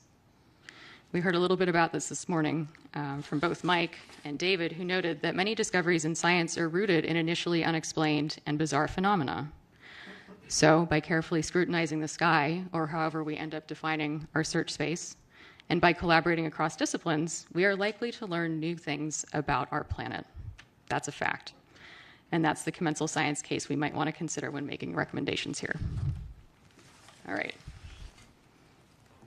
Does anyone have thoughts? Questions, thoughts, comments? Carlin. I guess I want to challenge a little bit. We changed the A from aerial to anomalous as the legislation required, but I'm not sure we precluded anything beyond the aerial for this panel, and so I've just raised that as a question for us, even though mostly what we've seen, and I think NASA's mission space would be more the aerial. I agree with you, and I think that is a parameter that we need to define as a panel. Yeah, I'll just quickly jump in and echo some remarks I made this morning that, yes, the A changed from aerial to anomalous, but it's also accurate to say that the preponderance of events are in the aerial domain. That being said, your panel scope has expanded outwards, and I think we'll hear a little bit from David later on that very subject. I mean, I think anomalous, people often think about it as going down, and including ocean. But I think what's very relevant for NASA is going out, right? And, looking at things in our solar system. And I think in some sense, I think there's certain responsibilities in, when we look at airspace, there's FAA responsibilities, there's DOD responsibilities. As you get further and further away from the Earth, eventually it's all NASA. Once you get out, towards certainly much of the solar system and out to our galaxy, that's all NASA. And when we start, thinking about things like, and this will be, David will get to this, observations beyond the Earth's atmosphere. I think this change in language lets us also think about outward, further out in the solar system as well. Good, yeah. Other thoughts? Great. Did I summarize everything totally accurately? Awesome. That's great. Excellent. Okay. Thanks, everyone. Paula.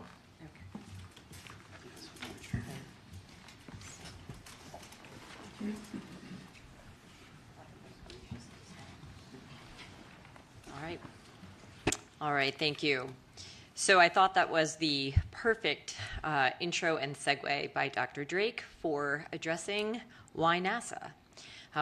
What is or what are NASA's roles in UAP studies? So NASA primarily is a science-driven agency. It's committed to exploring and understanding air and space. And this includes, as we were just discussing, the unknown, right? Whether that's the farthest reaches of the universe or right here on our home planet. In that light, NASA has over 60 years of experience measuring phenomena in air and space, in air that might be aeronautics, astronomy, as well as measuring other Earth phenomena, and this may include aquatic or atmospheric phenomena as well. And they do this using the unique vantage point of space. NASA's mission, data, and technical expertise in science and engineering may also help investigate and understand any of the reported phenomena. It makes sense to explore what new observations or measurements or studies might contribute to the understanding of reported phenomena.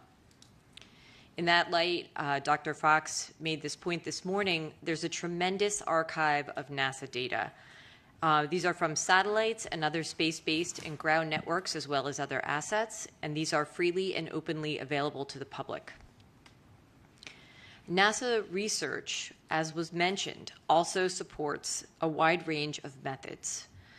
This includes advanced data analysis, modeling, cutting-edge computational and data visualization tools, and these are all useful for investigating unexplained observations, which may be crucial in studying these phenomena. Discoveries and results are all publicly available. And this can be something from the characterization of extraterrestrial solar planets or the hole in the ozone layer. And these are communicated publicly through many outlets through the agency. NASA also has a long-standing public trust. This is essential to communicate those findings about phenomena to the public and, as was mentioned several times, very important, to destigmatize the reporting and raise awareness of cultural and social barriers to doing so. NASA has a unique strength in leveraging public and private partnerships that could result in new technologies that may be useful in observing and understanding reported phenomena. These partners could include other federal agencies. We've heard from the FAA today, as well as NOAA was identified. And they may collect data that could help to understand reported phenomena. In addition, NASA has a strong record of international collaboration, which could be beneficial to study any of these phenomena, as that may require global cooperation and data sharing. And then one thing that really strikes me is that new understanding of anomalous events really comes from when we bring communities together, interdisciplinary communities that would not necessarily collaborate. And in my world, that might be biological and physical oceanographers, and I tell people to think a little more broadly. What if we brought together astronomers and earth scientists like we did on this panel? So those interdisciplinary research teams, as well as citizen scientists, could explore historical and current NASA and partner data for events, or more importantly, for environmental conditions around the time of reported events. And this may help in our understanding.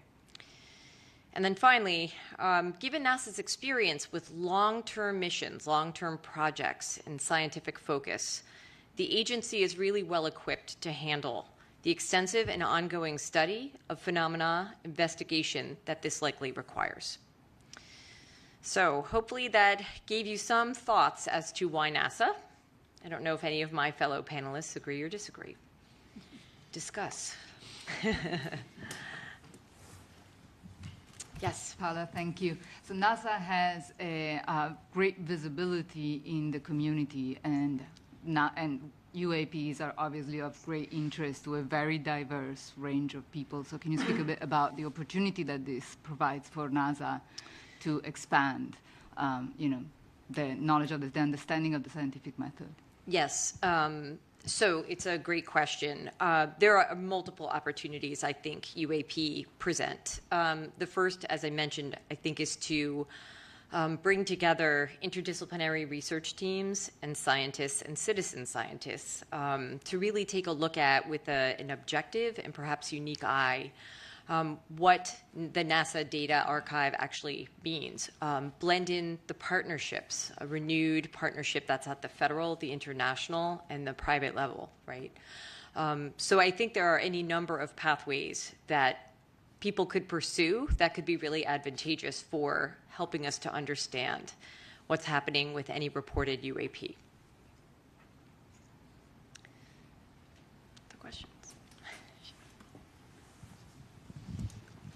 Thank you, Paula. This is Shelley Wright. Actually, my question and comment actually goes to both you and Nadia. Dr. Kirkpatrick gave us a definition of anomalous that it was not readily understandable to the operator or the sensor. And from the NASA's perspective, for our panel, I think we have to consider a broader definition if we're talking about citizen science. Mm-hmm. And I'm curious of how we incorporate that, especially within the communication avenues that we were just discussing. It's a good question. Not all data in an archive are user-friendly, right out of the gate. But I think NASA does an excellent job making things like quick look or browse products available. You can go on the NASA website. You can look at different aspects of different things that the agency has in its mission to study. And I think, if nothing else, people have become a lot more in touch with their surroundings and their environment and the changes happening there. And so I think there's probably an opportunity for people to maybe not become overnight experts in how to process satellite data and use it for basic research in a complex fashion, but there are ways to utilize those data to look at your environment if you think you've seen something or you wish to report something. So communication, engagement in the public, I think, is a really important part of the destigmatization, for sure. Nadia, I don't know if you have anything to add. I was struck by the phrase "not readily understandable." I felt like that was actually doing a lot of work. So I think for our purposes, we probably want to come up with a slightly more specific definition of what anomalous actually means. Yes. Yeah. Okay. Good. Thanks. Federica, you're up next.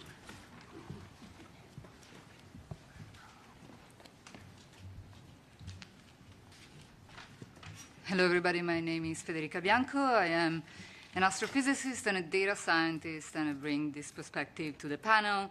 So for the next few minutes, I want to emphasize some of the things that my colleagues have already mentioned about the data, particularly the status of the data that exists, and what the data that we should collect to really understand WAP may be. We've already heard in a few cases by a few people that NASA's role is to explore the universe through the scientific method. The application of the scientific method to discovery requires that the data meet some standards that allow the data-driven approach. And there are many standards that have been established in the scientific community over the years. I can mention one, for example. It's called the FAIR standard, where FAIR stands for findability, accessibility, interoperability, and reusability. The current status of the data about UAPs does not meet these standards. The data collection is inconsistent, it's inhomogeneous, it's uncalibrated, the data are poorly documented and largely incomplete. They're also not systematically retrievable, which poses a problem in automation of the analysis. So WAP could benefit from data science and machine learning methods, from artificial intelligence that is developing at a rapid pace. But machine learning and AI cannot be applied until the data meet these standards. Even to study a single event currently requires a significant lift in retrieving the data and the metadata that may or may not be available. And this lift is at the moment entirely person-powered, which means that it cannot be automated to apply machine learning methods. Organized repositories need to exist to enable the automation of retrieval of the data and the metadata, and this is a necessary premise to enable the systematic scientific approach to the study of UAPs. Anomaly detection is a well-developed, although notoriously hard discipline, and which has seen tremendous advances recently with data science and machine learning. Usually, this means detecting rare and unusual signals in a complex that is noisy and rich with phenomena that we know. So there are two general approaches to anomaly detection in the scientific community. One is the following. If we know the signal that we expect, we can model it, and we can simulate it and maybe inject it in our data. So we can develop methods that are specific to finding those exact signals or signals that are similar to those. And we might be able to conceptualize signals coming from physical systems that respond to the laws of physics as we know them, but we cannot comprehensively produce all possible signals that could relate to or explain UAPs. So the alternative approach in detecting anomalies requires a thorough and deep understanding of what is normal and usual to tease out what is unusual and unlike the rest. These methods typically fall in the realm of what we call unsupervised machine learning. What is usual, maybe the balloons, the aircrafts, and a wealth of natural phenomena that we have heard of. And what is unusual, what is an anomaly, means anything in there is not consistent with the way in which those things look in our data. Once the anomalous signal is detected, it can be studied in more depth, either through the discovery data itself, but that may not be sufficient. So then we may need to collect additional data to study these anomalies. And this is something that in astrophysics we typically refer to as follow-up data. This can be very hard, especially if the phenomena that are anomalous are also ephemeral in time. So you have to promptly respond to the detection and set up follow-up observations. It's an extremely hard game, but it's something that is seeing a large development in astrophysics in recent years with the study of anomalous detections in the universe. This approach relies entirely on a comprehensive and systematic organization of the data, which is paramount, and on a deep understanding of all the data that is actually usual and known. The data that we might want to collect ideally will be collected in a multi-sensor and multi-platform and multi-site manner. Eyewitnesses reports, I want to elevate what Dr. Drake said, cannot ascertain the nature of UAPs. However, they should be considered because they may contain important information, for example, persistent sighting locations or seasonality. But they only really work if joined with quantitative data collected by sensors, as well as biophysical and psychophysical assessments of the witness and the impact that the experience has on them to really reveal the nature of UAPs. You've heard it from my colleagues a number of times. The data needs to be collected by sensors that need to be calibrated or calibratable. So we need to collect not only the data, images, sounds, spectral characterization of what we see, but metadata. The sensor type, the brand of the sensor, the noise characteristics, time of the acquisition, instrument sensitivity, as well as information about the circumstances of the data collection, for example, temperature, or the location, or the conditions in which the sensor is at the time of collecting the data. The data should be collected simultaneously by different platforms, ideally in different locations in a multi-sensor system. So some of the data that we may want to collect are images, but also temperature, sound recording, spectral data emissivity that tells you the color in a very fine grid, as well as monitoring the motion of objects, which has been very important to identify what we have seen as UAPs that have been reported. Much of this certainly can be achieved with professional-grade infrastructure, and both new and existing infrastructure to do that, such as astrophysical and geographical observatories, both on the ground and satellites. Some modern observatories in particular are designed for the detection of time anomalies specifically, as well as for the detection of objects that move rapidly in space, near-Earth objects, asteroids, meteors, etc. So those could be leveraged for the study of UAPs. There is also some effort ongoing in the developing of facilities that are specifically designed to detect UAPs, and many of those comply with the characteristics that I just described. This level of information, though, can also be obtained by the public. We could crowdsource the data collection if a platform to crowdsource exists that supports the collection of data and metadata and the transmission of data and metadata. And we think that NASA might be able to play an important role in the development of this platform. To echo what Dr. Bontempi said, NASA has a wealth of experience in coordinating scientific studies, efforts across discipline and domains, serving as a bridge between communities in interdisciplinary studies and studies across different countries. All of these can be supported, all of these can be leveraged to support the work of the other agencies in the identification and explaining UAPs. NASA also has a really important experience in data curation. We have heard about the sophistication of the analysis of the data that NASA provides, of the sophistication of the calibration that the data that NASA shares arrives to. We have heard about the open data policy that NASA data goes under.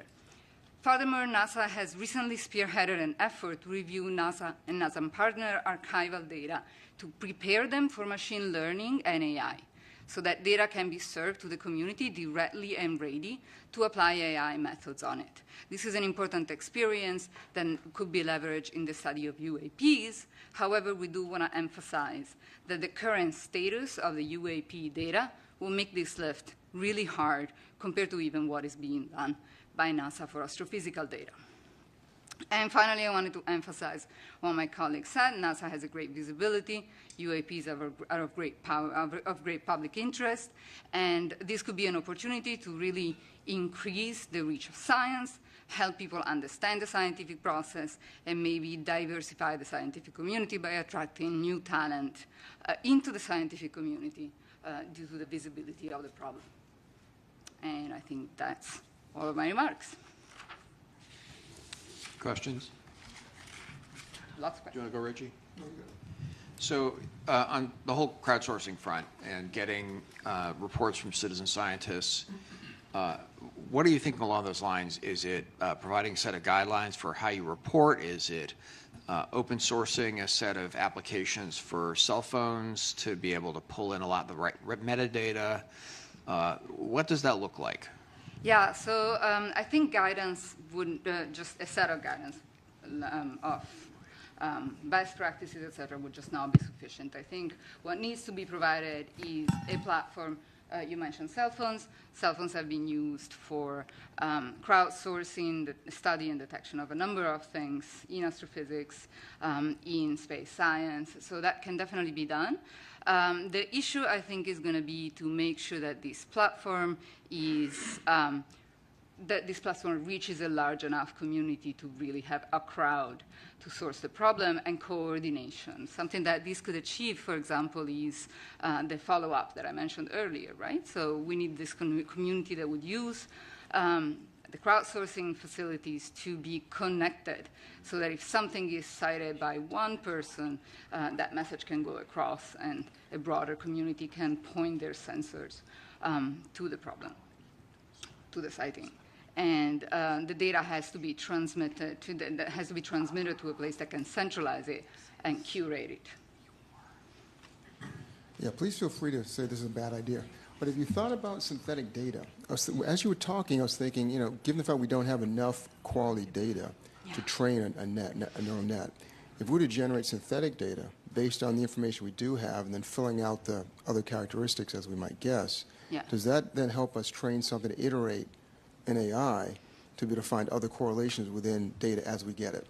So we do it all the time in data science, right? We do generate data sets where the data sets are sparse or scarce, and we cannot train machine learning models. It's a risky business because in the data that we generate, we embed the bias that we have. So we embed our thinking about the data, the way in which we think the data looks, and the way in which we think the anomalies look. So particularly in anomaly detection, it is a very difficult thing to do to try to make sure that you don't bias your models to what you know.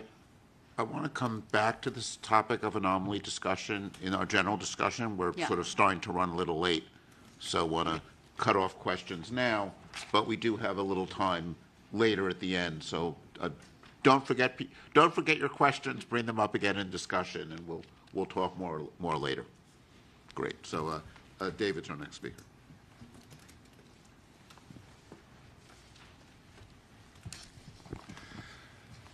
All right, good afternoon. My name is David Grinspoon. I'm a planetary scientist and astrobiologist, and I'm going to talk for just a couple of minutes about how observations beyond Earth are relevant to our study of UAPs. Many of NASA's missions are, at least in part, focused on answering the question of whether life exists beyond Earth. Astrobiology is the study of the origin, evolution, distribution, and future of life in the universe. As part of this, we consider how to search for biosignatures, observations we can make of other planets which might betray the presence of life. So we look for things like anomalous gases in the atmospheres of planets and other anomalies which may possibly reveal the presence of life. When we discover such an anomaly, we don't conclude that we've discovered life. We seek more data to understand what we're seeing, and often this leads to other new discoveries. Similarly, we can talk about looking for technosignatures, observations we can make which might reveal the presence of technological activity somewhere else. NASA is also supporting some research studying technosignatures. While there is at present no evidence we're aware of suggesting an extraterrestrial source for UAPs, these existing NASA programs are relevant to the question of UAPs in at least two ways.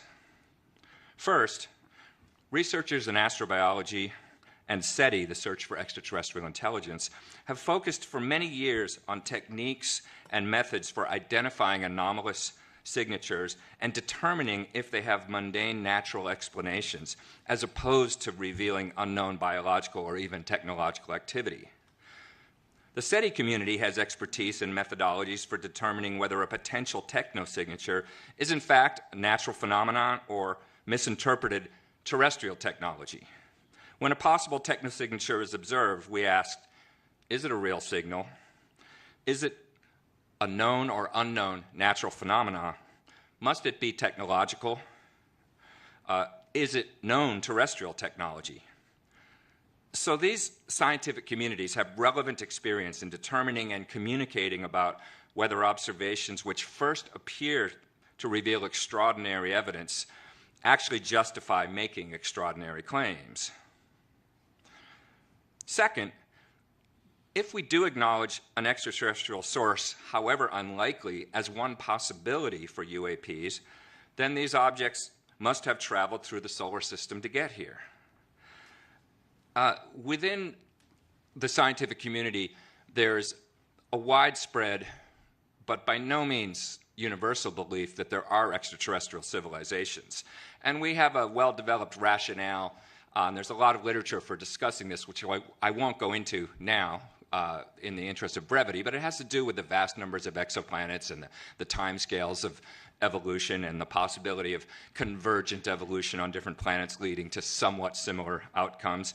It's a fascinating subject, but the relevant point here is that the same rationale which supports the idea that extraterrestrial civilizations may exist and may be detectable also supports the idea that finding extraterrestrial artifacts in our own solar system is at least plausible. NASA is the lead agency for solar system exploration.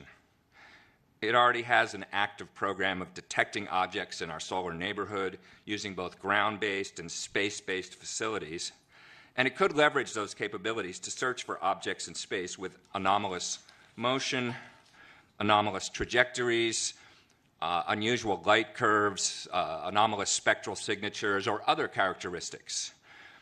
Most of the solar system has not been searched for artifacts or anomalies, and these modest data analysis efforts could potentially be applied to existing and planned planetary missions.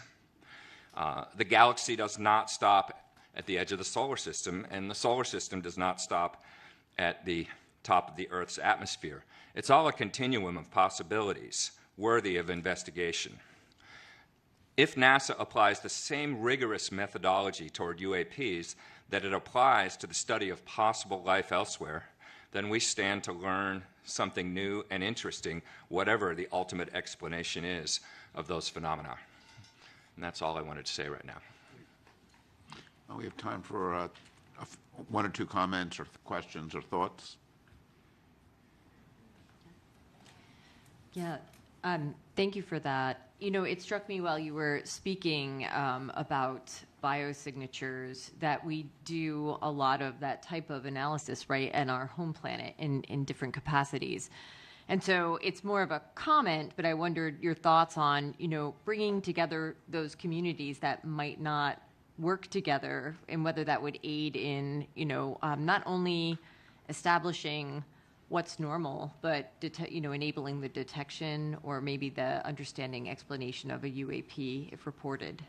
Absolutely. I mean, the focus of my talk was observations elsewhere, but in fact, most of what the field of astrobiology has to study is here on Earth, because after all, it's our one example of an inhabited planet, and it's a little bit easier to get to make observations. So yes, any insights you have in that area, or any suggestions for collaboration between those communities would be very valuable.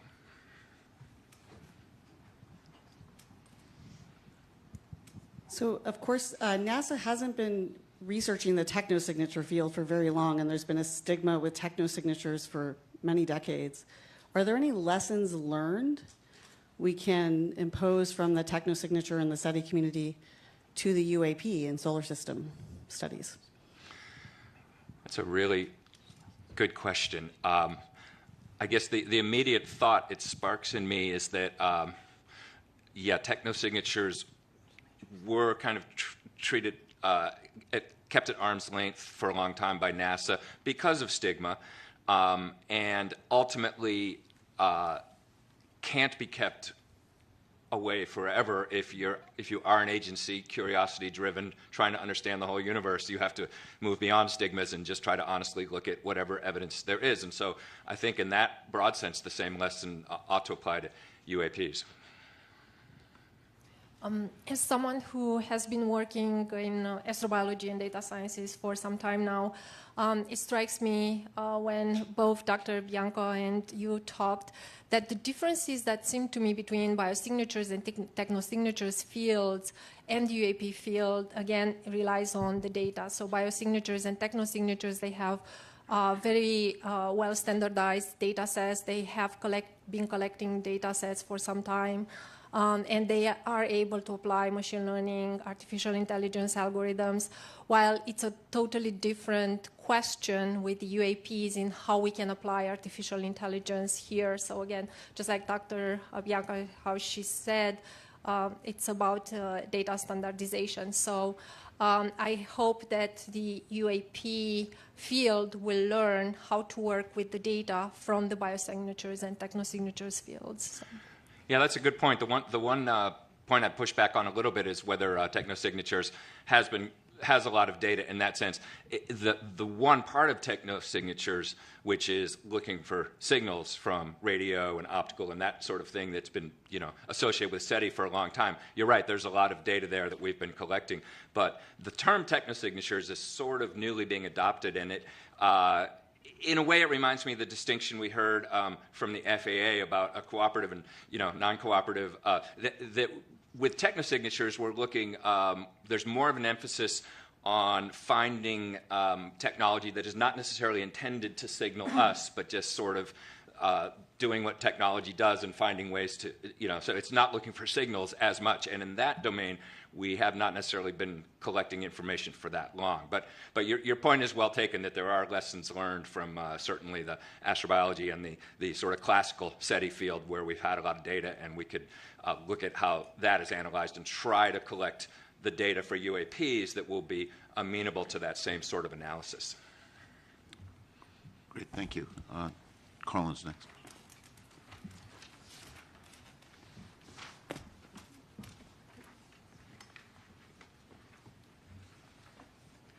Hello, everybody. I'm Carlin Toner. I'm an aerospace engineer. You know, it really struck me when Dr. Drake opened up this afternoon and talked about this really small needle in a really big haystack that we're looking for. And I'm going to talk to you about reporting, a theme that we've heard a lot. How can we make that haystack smaller and that needle bigger? So reporting of UAP events has received a lot of attention recently. But I think that there are still barriers for people to report. How or where should they report? Will someone take action on their report? Will the reporter be believed, or will they be shamed? We've heard over the course of our fact-finding that many scientists and aviators consider the study of UAPs to be fringe at best. So this suggests there's a significant negative stigma associated with reporting or even researching such phenomena. That said, by encouraging military aviators to disclose anomalies that they've seen or detected, the Department of Defense is receiving many more reports. I think in the time that we've been looking at this topic, growing from an ODI report that was something like 500 to, I think this morning we heard something like 800 now, so that's accelerating. And DoD will soon also mandate, if not already, reporting by pilots, which will even grow that set. I would propose to this panel that NASA can help make it safer for researchers to explore data in the civil airspace domain simply by starting that work internally. NASA could look at how civil anomaly data is shared, study how to incentivize reporting, assess the possibility of crowdsourcing data, which I think we've heard a bit about this afternoon, or sponsor and participate in conferences on UAP detection. Our team has really only seen, I'd say, a few unclassified images of UAP, which lack the contextual data that's needed to understand their true nature. And I believe we've heard a single firsthand account from a former military aviator. So one of my colleagues, Josh, has an example to show just why it would be important for NASA to also help shape how the data and information is reported. But before I turn the mic over to Josh, I want to make a recommendation to my fellow panelists that we consider advising NASA to more fully assess the cultural and social barriers to studying and reporting UAP, and for NASA to implement a plan to leverage its brand image to start removing these obstacles. But Josh, why don't you go up and then we'll take discussion after your presentation. So you can call it my slide deck if you want. Thank you.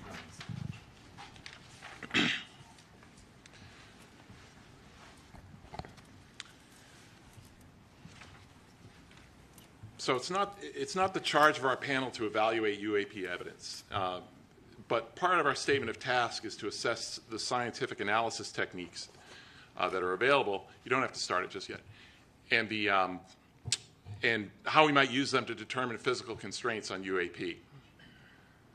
The UAP reports with the most detailed contextual information are the ones from the Navy aviators, and they're using a combination of ranging and infrared imaging information. And for these cases, we can directly calculate critical parameters of a UAP, such as altitude and velocity, under certain assumptions. And it's, the main point I want to make here is that this multi-sensor approach is absolutely critical to charting a path forward for UAP investigations, and that pertains to NASA as well. So I'm going to provide one example here just to illustrate the crucial role of science and scientific analysis, and the role of scientific analysis to avoid misinterpretation in some sense. Next build. Just hit space. Yeah, okay, so this is, this video was recorded by pilots deployed from the aircraft carrier USS Theodore Roosevelt in 2015. The example has been given the nickname Go Fast because it gives an impression of an object moving very rapidly against the ocean surface. And the question is this impression correct? And if not, what can we say quantitatively about what that object is doing in kind of Earth-centered coordinate system? Fortunately, the information needed to determine the altitude and velocity of this object is contained on the display. So go ahead and next. And this includes the elevation angle of the camera, the azimuth angle of the camera, the target range in nautical miles, aircraft altitude, the time reference in seconds, indicated airspeed in knots, This information in this video in particular has been discussed quite a bit on the web. So let's begin with the object altitude. Next, please. So knowing the jet's altitude and the bearing to the target, we can apply basic trigonometry to figure out where that object is in altitude space. And it turns out to be, provided the range information is accurate, which can have some uncertainties associated with it, but the object appears to be at about 13,000 feet. An important aspect of this here is that it's sort of midway between the jet and the ocean. So it's the ocean that looks like it's right behind it is actually 4.2 miles away. And this is our first indication that some or most of the motion that we observe, the apparent motion of the object, is in fact due to the rapid motion of the sensing platform, which is about 430 miles per hour in this case. But we don't have to guess about this. So we have enough information on this display to actually reconstruct the encounter. Go to the next slide, please. And so this is what this is. This is using additional information on the screen, including the time axis. And so we know that this aircraft is banking about 15 degrees left, and you can compute through a simple calculator the approximate radius of curvature of the flight. And the bottom line is, I won't go into detail here, but if you can get the bearing and range to the target at two locations with known separation in time, you can figure out how far it moved. And in this case, this object moved about 390 meters in 22 seconds, and that corresponds to a velocity of just 40 miles per hour. And so that's a velocity that's consistent with wind speeds at 13,000 feet. So it's not our task to conjecture what this object is, but it's an example that illustrates the type of data needed to determine critical parameters that will help us identify such objects going forward. In addition to the importance of quantitative analysis, this example also serves to illustrate the kind of cognitive bias we have to contend with for UAPs recorded from unfamiliar perspectives. And Sean Kirkpatrick showed another example of that. This is a parallax effect case. Thank you. Any questions? Thanks. Actually, before we have questions, this is actually a good moment. Sean had wanted to comment on one of the questions. If we bring Sean up and then take questions for everybody or more discussion.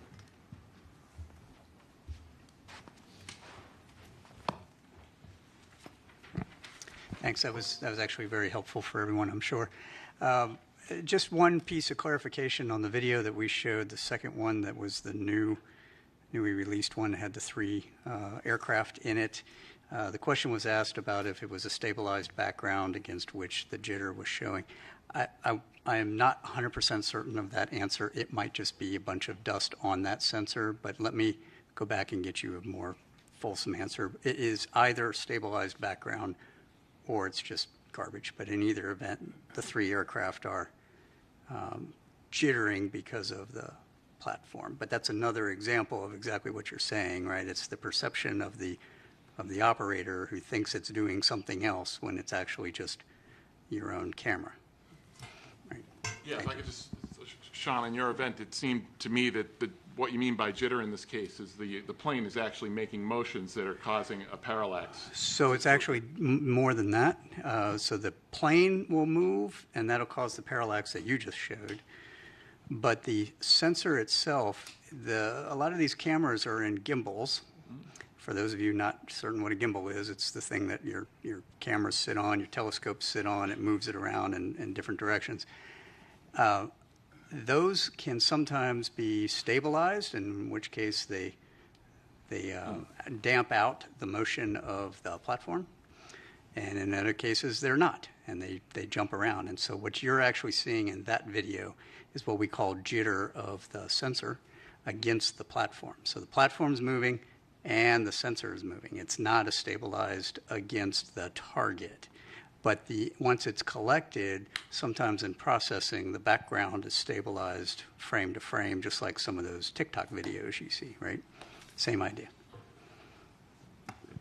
Yeah, I just wanted to jump in here. I think make a couple of comments to just follow up on what Josh said. And my experience of flying, over 15,000 hours, 30-something years in airplanes and both in space, and the environment that we fly in, space or an atmospheric flight, very, very conducive to optical illusions.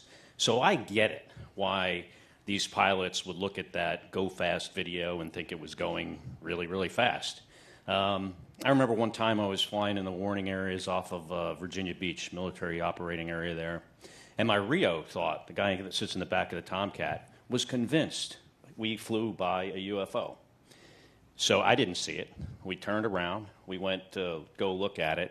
It turns out it was Bart Simpson, a balloon. Oftentimes in space, I would see things and I was like, oh, that's really not behaving like it should. It doesn't have the trajectory of a satellite or a planet on the back of the star field. And every single time when I would look at it long enough, I would realize that it was atmospheric lensing.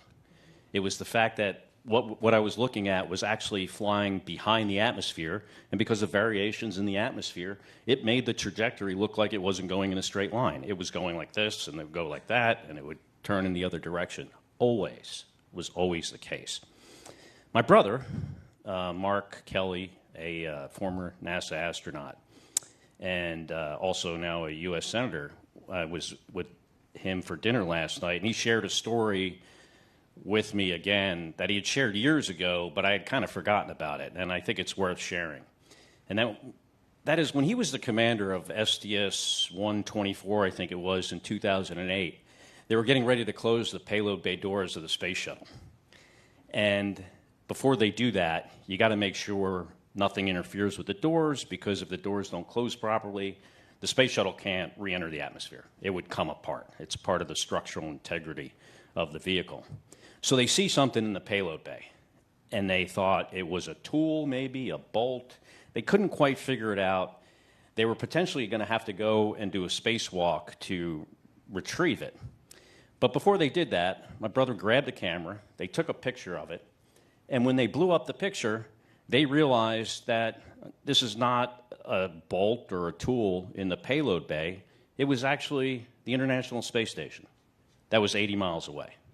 I mean, that's just a really good example of how this environment we operate in is so conducive to optical illusions. Oftentimes, guys fly into the water. And there are cases where, pilots have rendezvoused on a buoy because they thought that was their wingman. It's just very, very challenging environment to work in, especially at night. And in my experience, the sensors kind of have the same issues as the people's eyeballs.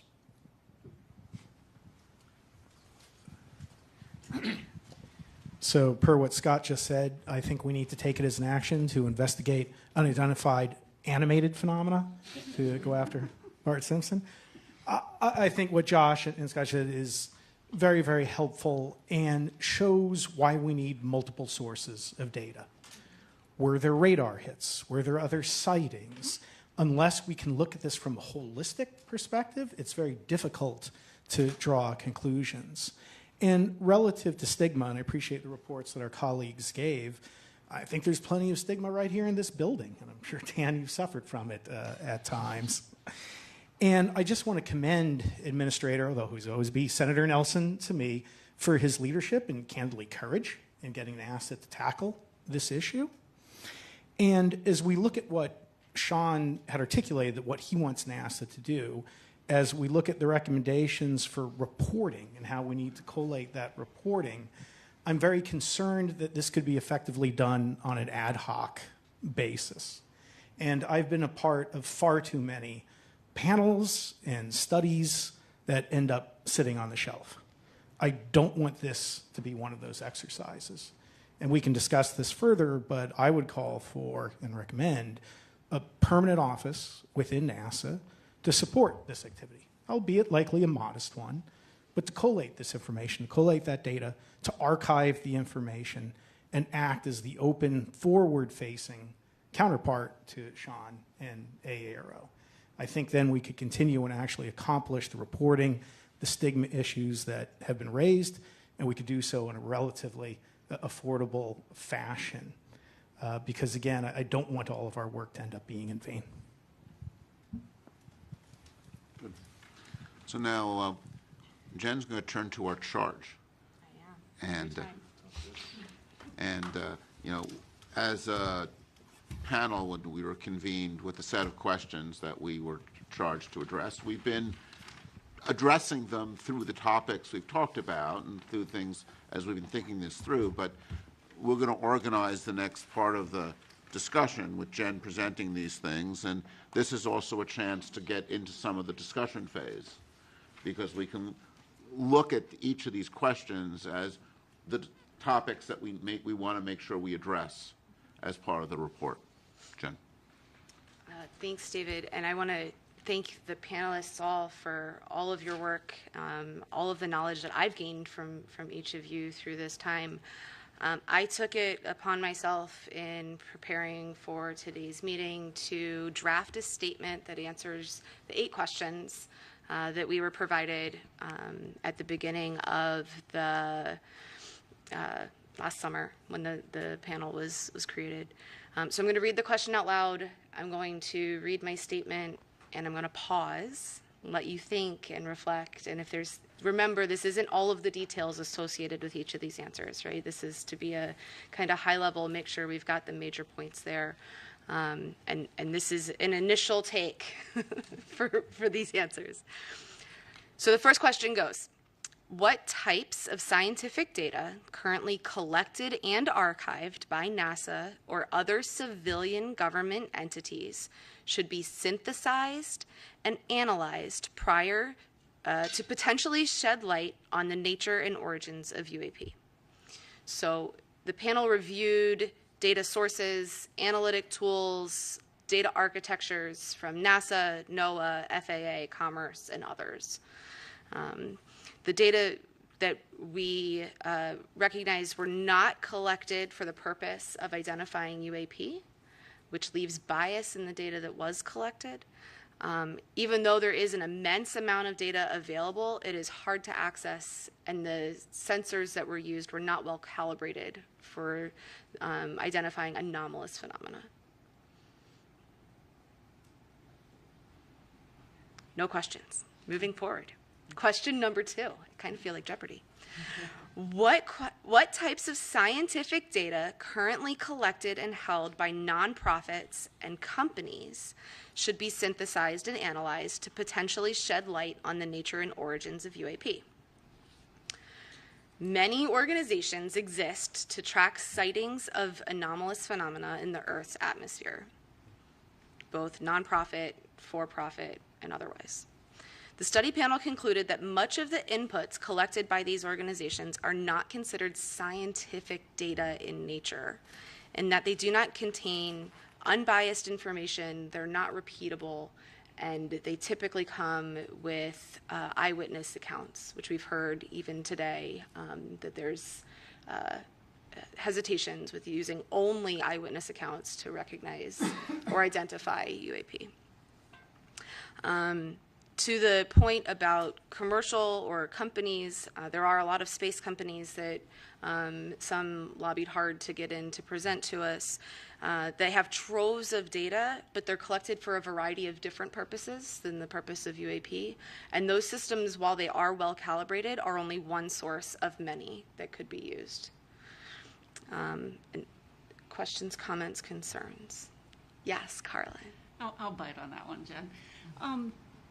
You know, I think your answer is correct as to what we've seen, but where I would go is if we made a recommendation to NASA that, you know, we're really asking them to build a roadmap, and we haven't done a robust cataloging. We've looked at sources, mentioned sources that we think might be relevant, but perhaps a more robust effort cataloging would be a good modest start. That's good. I will only in slight defense of trying to answer the exact question as posed to the panel rather than trying to add recommendations at this point. But yes, point well taken. Thank you. Yeah, I mean, I think one of the data sets that we just learned about, heard more about today, and thinking about sort of calibrating things is the FAA data on anomalous, tracking events, right? And I think this is something where if we had, some imaging software, people, citizen scientists with cell phone cameras identify some event that looks interesting, one of the places you'd like to be able to turn is the FAA data. And having, if there is, to go back to, having a NASA responsibility for data, NASA might, has a lot of experience in serving as a clearinghouse for data from across the government for civilian data, right? This is something we do in lots of different areas. And I think there are some opportunities with data sets there, and I think the radar data is one that comes to mind as one we don't want to forget about as an available data set. Yeah, absolutely.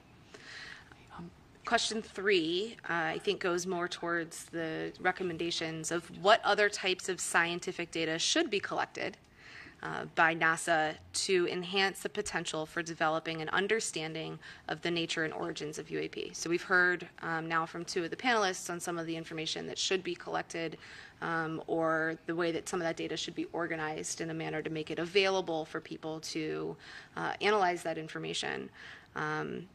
And the only other thoughts that I had here was really recognizing the difference in the sensor thresholds, right? So we can't always tune a sensor all the way to the resolution that we might need or we might want. And as we collect that data, to recognize for the scientists that are doing those analyses the bounds of each of the systems that they're using. Yeah. What strikes me on that one, when you were reading the answer, the proposed answer, was what may be new, may be something that's new to NASA in the sense of like a time series, so we can know what's normal, so we can perhaps identify what's not normal or anomalous, right? So I'm not sure to what extent it's like the most unsexy thing to sell on the face of the planet, right, is making consistent long-term observations. But I think that the agency may be set up to do just that for multiple reasons, right? Yeah. Persistent data collection. The agency does that in a lot of cases for astrophysical purposes. So the infrastructure, of course, pointing up and pointing at a different distance, but the infrastructure for collecting this kind of data, organizing and keeping it, and that does exist. Yeah. And there are, in their defense, a lot of satellite companies that are doing that persistent collection as well. Okay. Question 4, which scientific analysis techniques currently in production could be employed to assess the nature and origins of UAP? Which types of analysis techniques should be developed? So this is a 2-part with what exists today and what should be. So we're looking also at recommendations. Based on the information provided by the presenters to the panel, there are very few credible analysis techniques available that currently exist to assess the nature and origins of UAP. The onset of artificial intelligence and automated analysis techniques give promise to being able to do that in the future. I wanted to add something to that, perhaps, which is that really to design the analysis, you need to know what the data looks like, right? Yes. So, we can't really say what kind of analysis should be created on the hypothetical data that we're recommending should be collected in some, Right. somewhat specified fashion. If it's all hypothetical and we want Right. to collect all of this data and we know what format it's going to be in, we can design analysis techniques around it. And at that point, it's likely that there are analysis techniques that already exist. There's Absolutely. a wealth of anomaly detection work. We just don't know which one will be most suitable because the data, as it should be, doesn't exist yet. Correct. She said exactly what I was going to say. Yeah, and that's what I was getting at with my point. Not that those analysis techniques don't exist in the scientific community, just that they're not being applied to this problem set right now, and it's hard to apply them when we don't have the known data of what would go into those. David? Yeah, I think something we want to stress here is the importance of uniform data Yes. in the way it's collected, because particularly when you're looking for outliers, if you have data coming from many different observing techniques, right, and just having a uniform set of cameras, a uniform set of detectors, so you understand and characterize them, right, because this is a needle in the haystack problem, and every camera. I mean, I'd mentioned in the opening session ghosting in optics. Yes. That's going to be different in every different detector, right, and you. Before we get to the analysis techniques, we want to make sure we design the data collection so that the analysis techniques can effectively be used on it. Right. David, can I take a slight issue with that, which is it sounds like you're implying that you need a single way of collecting the data. I'd argue it's really you need to understand the various ways in which you're collecting the data and you're able to cross-calibrate across those different approaches. Because I seriously doubt that there is a single detector. I think a handful of ways so that you're well characterized. Things need to be well characterized to be useful, I guess is the way I would state it. And it takes time and energy to well characterize things. So that's I think the challenge. So following up on both your points, I think it's where we can actually apply artificial intelligence. So we cannot apply artificial intelligence on the current data, but we can apply artificial intelligence in a way that we can design characteristics for the data that we need and how we can collect the data that we need. So this is probably more of a frustration than anything else, so I don't know how helpful it'll be, but I think we're not looking for a needle in a haystack. We're looking for an anomaly in a haystack. We don't even know that we're looking for a needle. It's just a discolored piece of hay. Well, I'm from Montana, so I love good hay analogy. I don't know what the phenomenology is that we're looking for. We say anomalous. Again, this question earlier, what does that mean? Anomalous acceleration? I think as we try to look at the data, we're starting from an almost impossible position when if we don't know what we're looking for, is it a radiation signature? Is it something electromagnetic? Is it something like that? Is why this is so challenging and frustrating to me that we're talking about monitoring something that we don't even know what we're supposed to monitor. And let me just offer, Josh, before you jump in, the scientific process of hypothesis-driven research, right? Of that, while we don't know all of the possible outcomes in the entire world, we can ask very specific questions and go about it in a very scientific process to understand. So you're right, we don't know exactly what we're looking for, but we know hotspots, as we've seen from both the FAA and Aero. We do know some of those conditions that we might be looking for. So if you start with kind of what you know, or places to start to go and look, and you start with the data that we have available to us, we might start being able to untangle the chicken and egg problem. Jen, what is the phenomena that we're looking for? So we've heard them from Sean.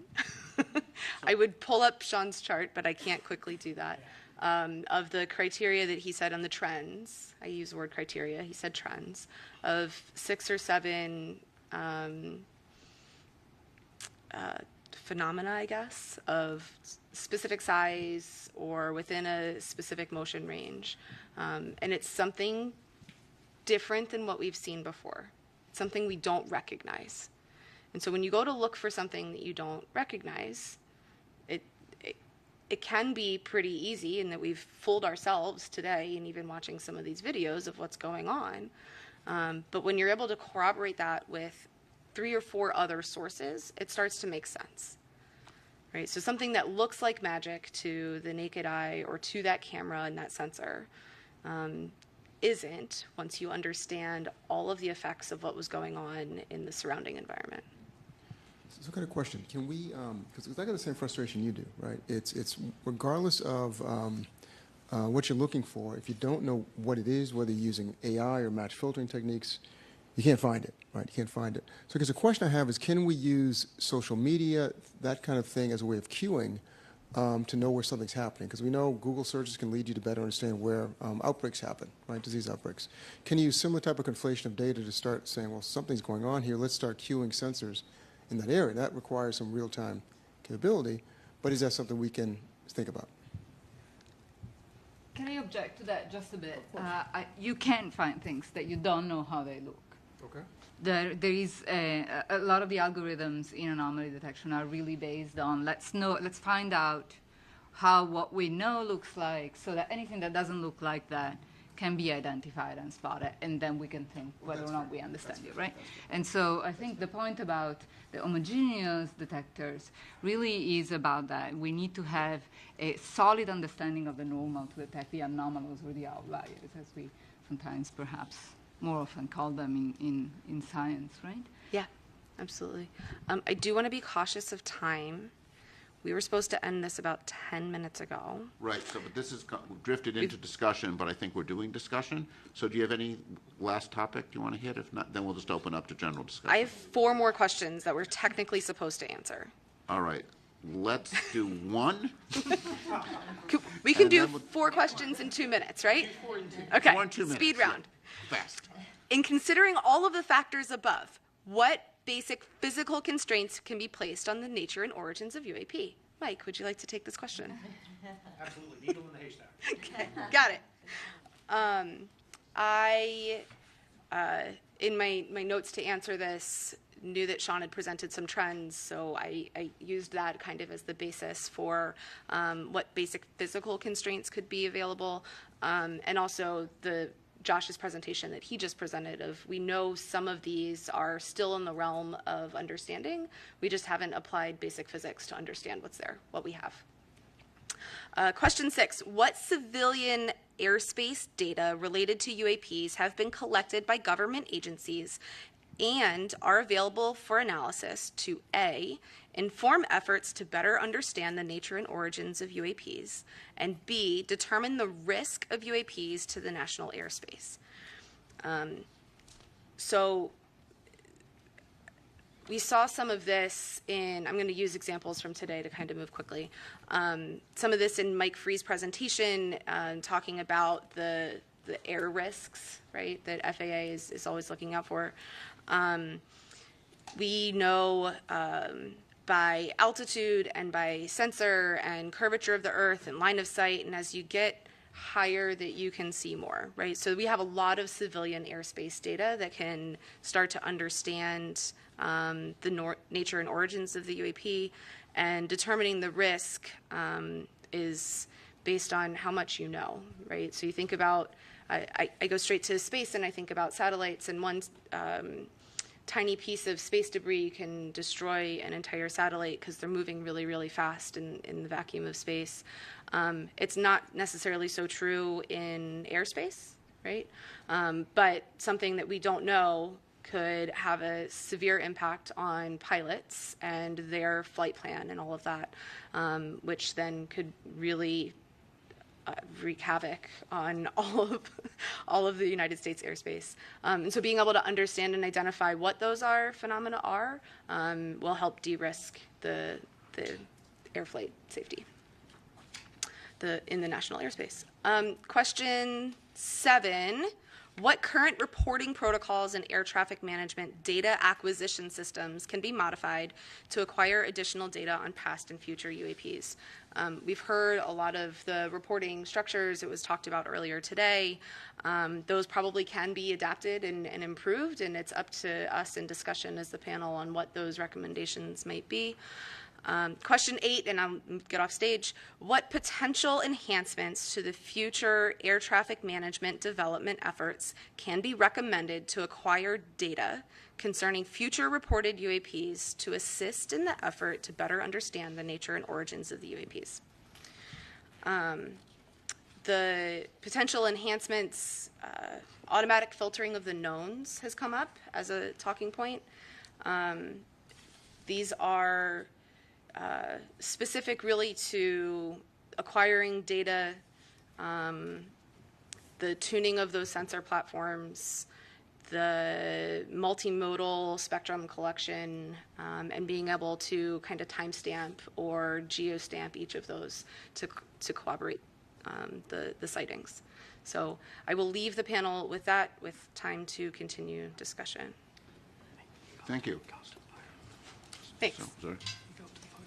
Okay, great. Let me go up to lead this from there.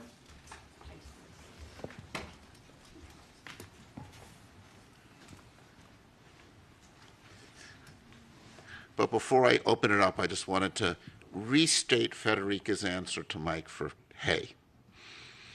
If you know the properties of hay very well, and you go through your haystack and say, I don't know what this is, but it doesn't look like hay. You don't need to have a match filter looking for a needle in a haystack if you know hay very well. And who said NASA couldn't speak to Middle America? Now, as a New York City resident, my impression is if you go through hay you don't want to do it with your hands. But I defer to you on, yeah. You have no choice, but AIML would be good. Yeah, I think AM, yeah. So I want to, in the final minutes we have here before the public session, look to the future. I think a lot of us have looked at the data we have now with a sense of dissatisfaction and say, what data would you want and how would you want to collect it? And just think about, we don't need to design the detectors, but think about the characterization that we'd like, what wavelengths we'd like, and just to kind of throw that out as one way to think about what we might want to recommend. Paul. So one thing that strikes me in that question is that I'm not totally certain that we've dedicated our time and effort to looking for anomalies. I think by default there are some science communities that look for things like the genesis of a hurricane or a harmful algal bloom in the ocean or something in interstellar space.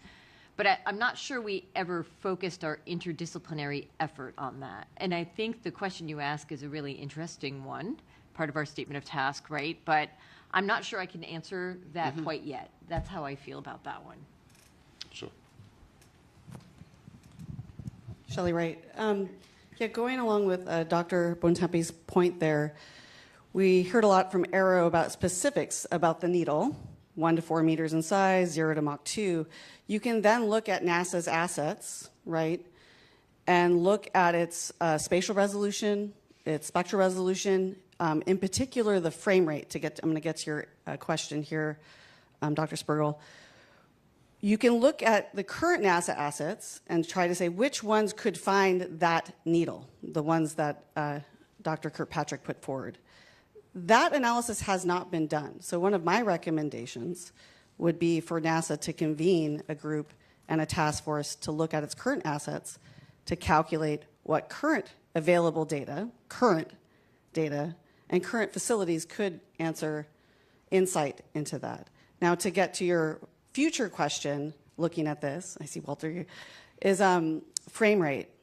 I see a really big issue with frame rate. So if you want to catch fast-moving objects, you need to take quick images. If you want to get to these very small sizes and resolution, depending on altitude, where you're taking your image from ground or space, NASA will likely have to increase its frame rate into its detectors. I think short answer to what NASA's current assets would be able to see would be really big haystacks that are moving very slowly, which I think is the point that you're making. But that doesn't mean that that data is not useful, because if it's able to characterize the background extremely well, that gives you a better idea of what unusual looks like. Basically, anything that you do that characterizes the background will contribute to an understanding. So we're going to have to cut this off now because we're now going to our public comment session. So turn that over.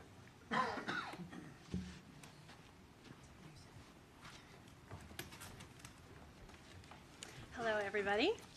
I am Karen Fox with NASA's Office of Communications, and we are segueing into the public Q&A portion of this meeting. As a reminder, this is a FACA meeting, that is a Federal Advisory Committee Act, and so we are under guidance which says that these meetings are public and that we take public questions.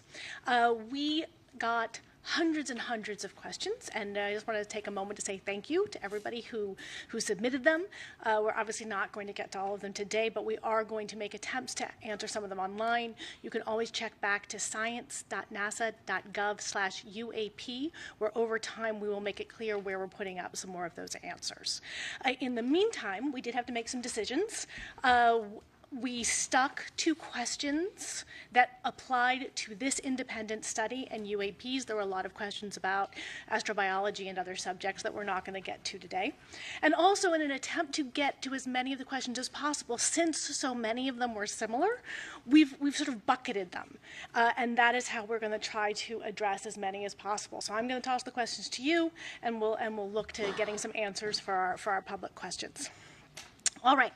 So first set of questions are specifically about the data being used. So examples. What exactly are you incorporating into your report? What data are we using? What are some examples of data being used? Do we have multi-sensor data or of objects performing maneuvers that seem truly anomalous? Do we have photos, videos? What about having the NASA historian go through the NASA's historical records? Did you interview military or pilots for this study? So looking for some information about the kinds of data. I can toss to anyone. David looks like he's jumping in. Well, I think first and foremost, our goal here is really to create a roadmap, right? So really, we have been informed by some of the events that are reported, and we've had, but we've certainly not done a complete historical study in an archive. And I think one of the things we've wanted to do was learn what kinds of events have been reported, learn about some of the ones that have been resolved, some of the ones that are unresolved, so we can best think about how in the future we can collect data so that we can get more robust answers. So that, I hope that addressed that question. It does. Others have anything else they'd like to add? All right. Then I will keep going. Another big question category was about transparency and about sharing information. And so examples in this category are, what is NASA hiding and where are you hiding it? How much has been shared publicly? Has NASA ever cut the live NASA TV feed away from something? Has NASA released all UAP evidence it has ever received? What about NASA astronauts? Do they have an NDA or clearance that does not allow them to speak about UAP sightings? What are the science overlords hiding? Dan Evans. All right, I'll take a stab at that one. I really want to assure the public and to double down on some remarks I made this morning that this agency is absolutely cast iron committed to openness and transparency and honesty. And that commitment also extends to our live NASA TV feeds. They provide real-time footage from our various missions. Now, to my knowledge, NASA has never intentionally cut a live feed to hide anything, and that includes UAPs, of course. Sometimes there are interruptions to our feeds, but that is simply because space is a complex place. There's a vast array of natural phenomena, human-made objects, and so forth. But again, I wanted to reassure the public that we're absolutely committed to providing the public transparency and openness. Those are the hallmarks of NASA. That's why we're here today in public on TV, because we want the public to have the opportunity to see the process of this committee doing its work in public. It's only right. Just to follow up on what I said, I didn't mean to joke about it, but in my 20 years at NASA, no one, either officially or unofficially, in my recollection, have ever discussed or briefed us or had any kind of discussions about anything that would be considered a UAP or UFO or anything like that. And I'll ask you to stand for 1 second and state your name. I'll ask you to stand for 1 second and state your name, just so everybody know who was speaking. It's hard to see in the back. Kelly. I'm just following up on the question about if NASA astronauts ever signed an NDA or anything of that, anything like that. In my experience of being in the astronaut office for 20 years, there was never any formal or informal discussions at all about UAPs or UFOs or anyone reporting anything that would suggest something from, beyond our planet. Thank you very much. Yes, please. Just want to make a quick comment about the culture of science in relation to this question. Scientists by nature are at least intellectually sort of rebellious. It's in our nature to question authority. That's how you're a good scientist. You don't just take someone's word for it. You try to discover the truth. And for that reason, this question about what are the science overlords hiding, that's sort of written in a facetious way. But I just want to emphasize that there's no way that all scientists could be in on trying to hide something, because it's just not in our nature. If somebody told me to try to hide something as a scientist, that would just increase my desire to belay that order and to release it. And I think that's true of our community in general. All right, thank you so much. I am going to go on to our third set of questions, which is, has NASA been tracking Earth's atmosphere, or are we also studying bodies of water for UAP? And I think that's a Dan question for NASA, or? Is that a me question? Yep. Oh. Here's the oceanographer. So, my understanding is this is a completely independent study to assess what assets, what data, what science, what observations, platforms NASA has to potentially help evaluate and understand UAP, right? We have, NASA has an Earth Science division and many scientists at many centers and many academics and other partners out there that study the Earth as a system. We do this from the unique vantage point of space, and the atmosphere is part of that. I think Dr. Kirkpatrick stated this morning that to his knowledge, and I think to ours, there isn't anything that's been reported below the ocean surface, and so I think part of what we've been talking about all day is, what assets are out there to actually begin to identify data that could be useful in explaining any of these reports if and should they come in. So I think that's probably it, unless there's something else to add. All right, then. Thank you. Moving on to our fourth general bucket of questions. What are you doing to solve the stigmatization surrounding the study of UAP? I can take that one. And state your name if you wouldn't mind first.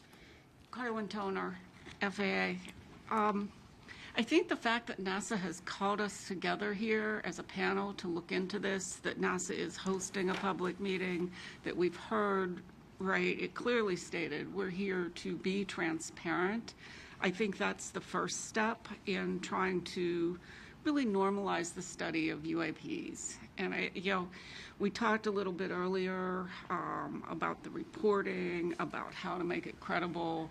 And we talked also about UAP in one of the earlier talks this morning of the definition of the A, whether it was aerial or anomalous, as the legislation now is.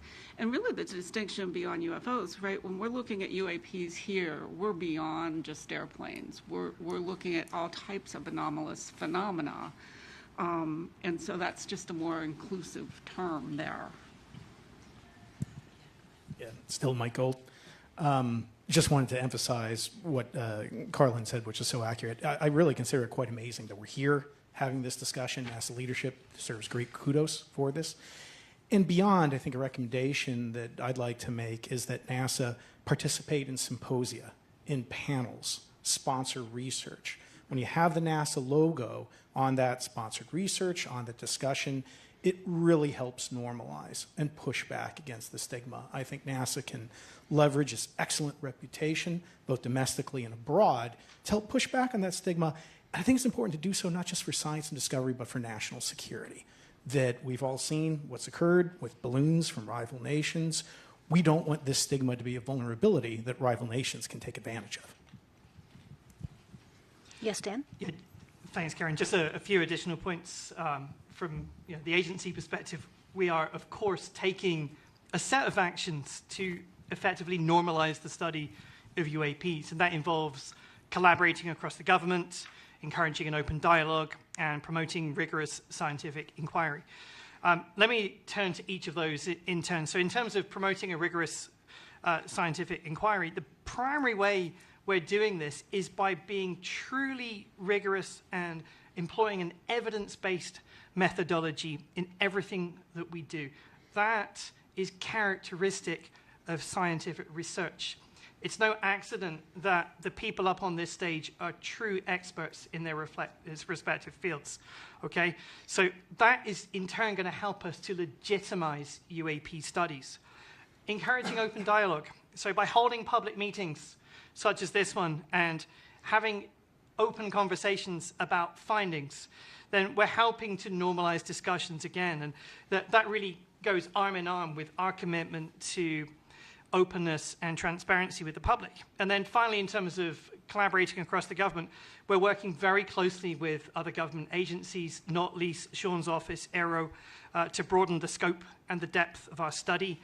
And I honestly believe that this collective interagency approach will lend credibility to the study of UAPs, and it's going to demonstrate the seriousness with which we're approaching this issue. Thanks. Well, that segues very nicely into what our next set of questions are, which is who we are working with. So the question is, who else is NASA currently working with, or do we want to work with to study UAP, and is NASA working with international partners?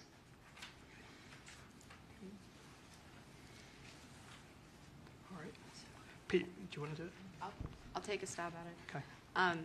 As the questions tasked to this panel so kindly asked us, both in what other government agencies are collecting data, what data is available. NASA is partnering with them in many ways, as well as NASA has a wide commercial outreach and partnerships with understanding what data is available, as well as NASA's founded on well, not founded, but the core principles of NASA are with international partners.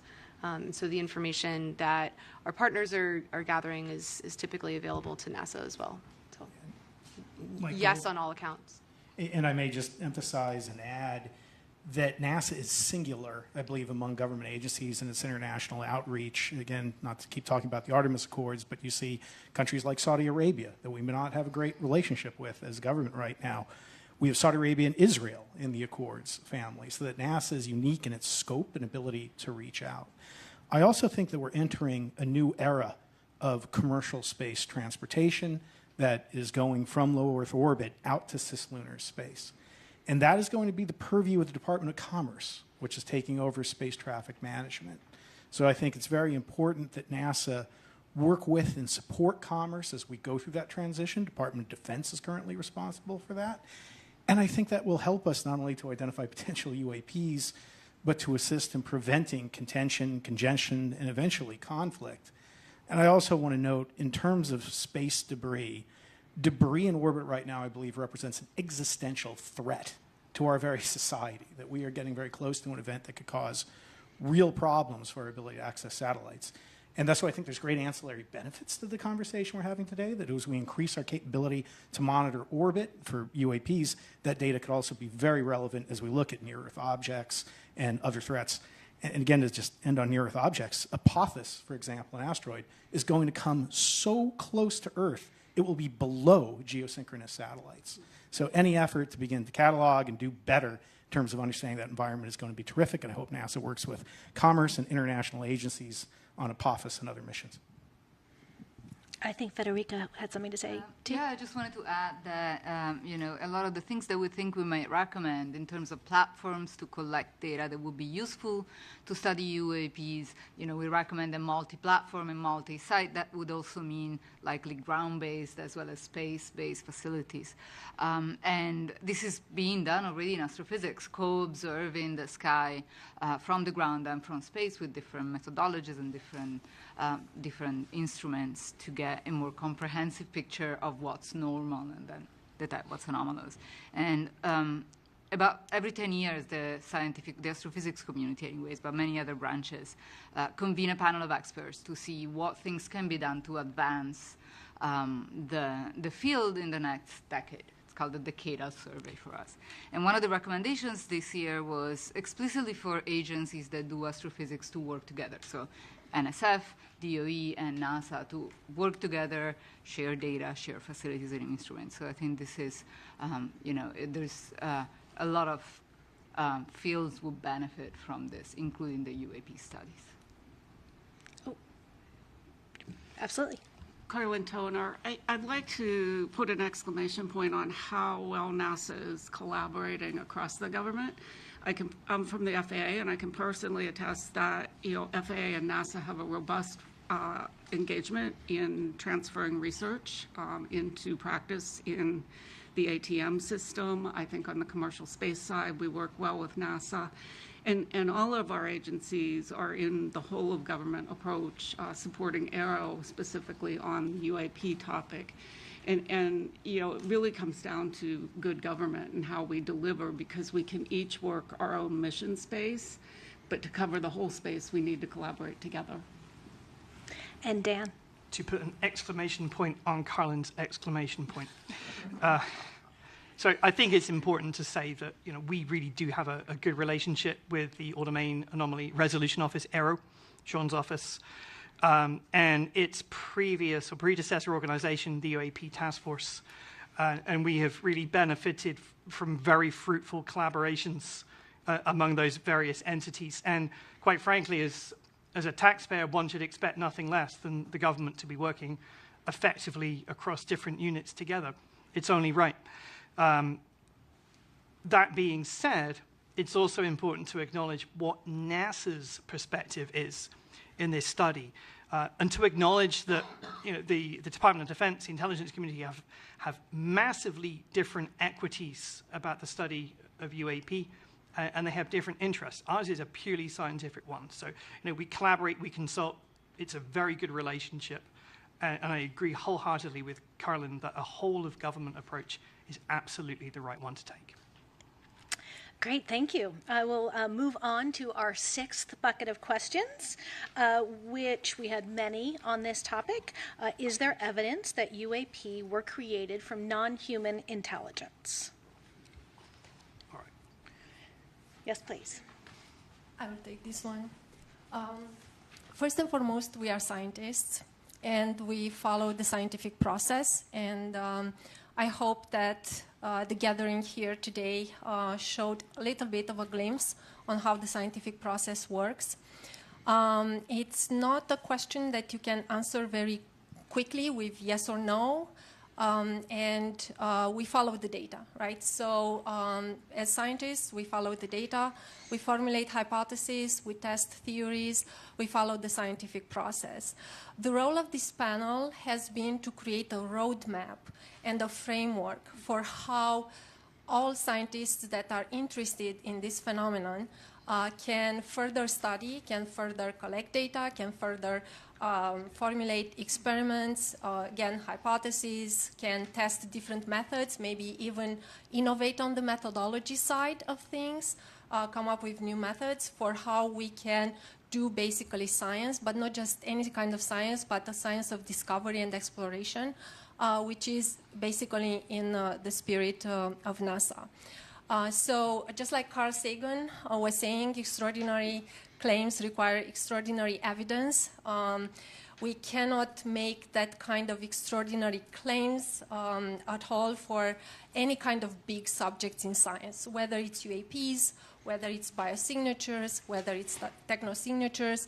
This question of whether we are alone in the universe is probably one of the largest questions that we've had in our history of science, in our history of humanity. And it's not one that we can take lightly. And that's why we need so many scientists and multidisciplinary and interdisciplinary teams to work together, and many organizations. So it's a process, it's a roadmap, and we work collectively on this. And we hope that within our lifetime we will be able to answer this big question of whether we are alone or not, and also to better characterize this phenomenon, which is UAPs. So. I want to sort of supplement that excellent answer by noting that we have not seen the extraordinary evidence, right? I mean, in a sense, to give, to make the claim that we see something that is evidence of, non-human intelligence would require extraordinary evidence, and we have not seen that. I think that's important to make clear.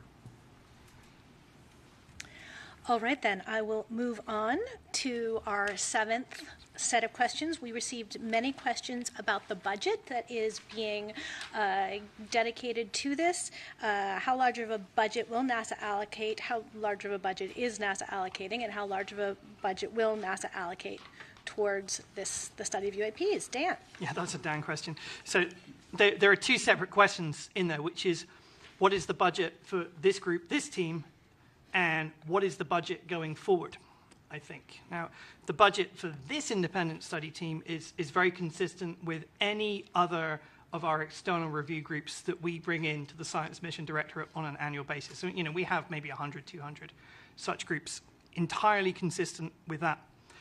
Also important to say, going forward now, that NASA has not established a program relative to UAP. And as a result, there's no associated programmatic funding. But this is how NASA works. Federal budgeting is a complex journey, of course, and the way NASA, particularly NASA Science, likes to work is we anticipate and wait recommendations from independent groups such as this one, and we need to wait on final recommendations, and then we'll make an assessment. So too early to say, but of course that's all couched in the fact that federal budgeting is a very complex process, and we will always follow the law. All right, we're making good time. We have one more question that encompassed many of the ones we got, which is, has NASA encountered any aliens or extraterrestrial life? What happens if the public comes across extraterrestrial life? What would NASA do if extraterrestrial life was discovered? What would NASA study or do if extraterrestrial life was discovered? Now, I think it's worth making a distinction that when we talk about extraterrestrial life, we do have a study within NASA of astrobiology, which is not intelligent life necessarily. And so I invite you, as you answer this question, to make clear the distinctions as you are talking in terms of UAPs as well as any astrobiology work that we do. I would start by saying one of NASA's big questions is there life out there? Right, and a lot of what NASA's doing in its exploration of the solar system and beyond is focused on searching for life in any form, extraterrestrial life. I think one of the things we have learned in the past 20 years is planets are common. We knew, of course, about the planets in our solar system, but we now know there are lots of planets out there. So there are lots of potential environments for life. And I think one of the most fascinating questions is, do any of those planets host life? And that's something that NASA is trying to address in a host of different ways, whether it's probes that are landing on planets or designing missions that will look for signatures of life around other planets. So the search for life is a really important theme. We haven't found life beyond Earth yet, right? I mean, let's be clear about this. We haven't found it yet. But we're looking, and we're looking for it in lots of different ways. And, David was discussing technosignatures as one way that we can look both within our solar system and beyond. And there's a lot of different elements, I think, of this potential search. And just to go back to something that was phrased in an earlier question, is NASA hiding anything about this? No. This is actually what, answering this question is one of the things that NASA as an agency is excited about. It's something that lots of scientists working with NASA are excited about, is this question of, is there life out there? And I think one of the things that makes this question of are we alone such a central question, not just to the scientific community, it's a central question, I think, for the public. I suspect there are more people watching this than the typical episode of NASA TV, right? And this is something where we will have media coming to the press conference, because these questions touch on something that I think is really a deep question for humanity, is, are we alone in the universe?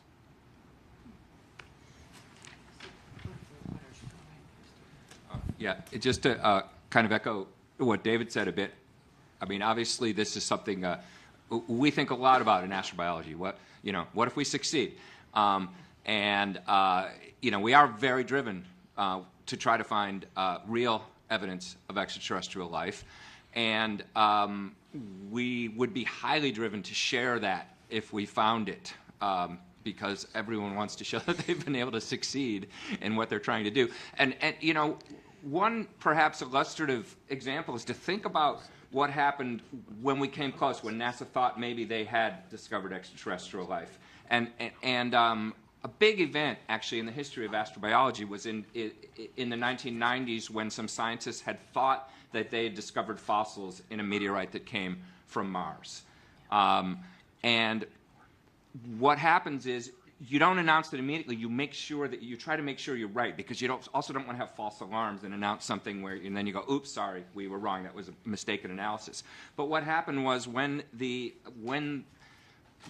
scientists were sure they were right, then there was a big, in fact, presidential press conference with President Clinton and NASA, and it was a big public announcement. And that's what would happen.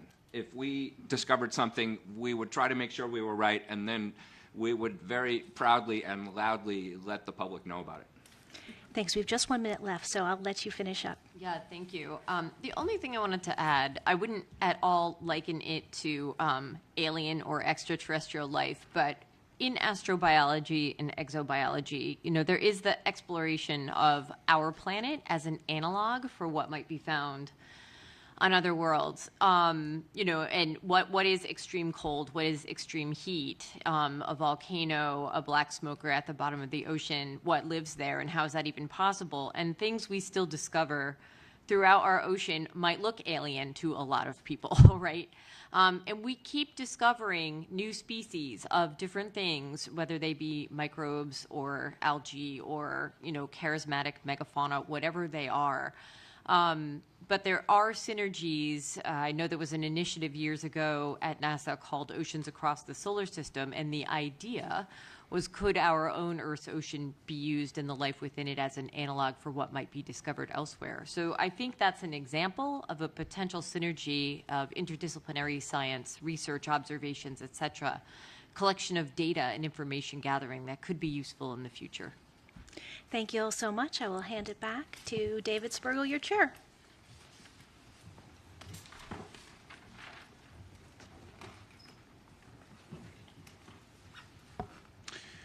So let me also just answer the one other piece of that question, was what do you do if you see something surprising? Right? Where do you report? And this is something where, just to come back to something I mentioned in my opening remarks, the AARO is our lead agency for UAPs. And while we've talked about life in this context, most UAPs, I think when one looks at the data in more detail, are going to turn out to be phenomena we understand. We saw this with some of the balloons or commercial jets. We saw those examples. some UAPs, and we saw this with the Chinese balloon that flew over, is something, an issue sometimes of national security. So we actually do want to encourage people, just from that angle, to report it. So, just before we'll transition to summary, but just want to answer on that question, that to keep in mind that the AARO's role is to be the prime source for understanding those things, and what our charge is to think about what's NASA's role.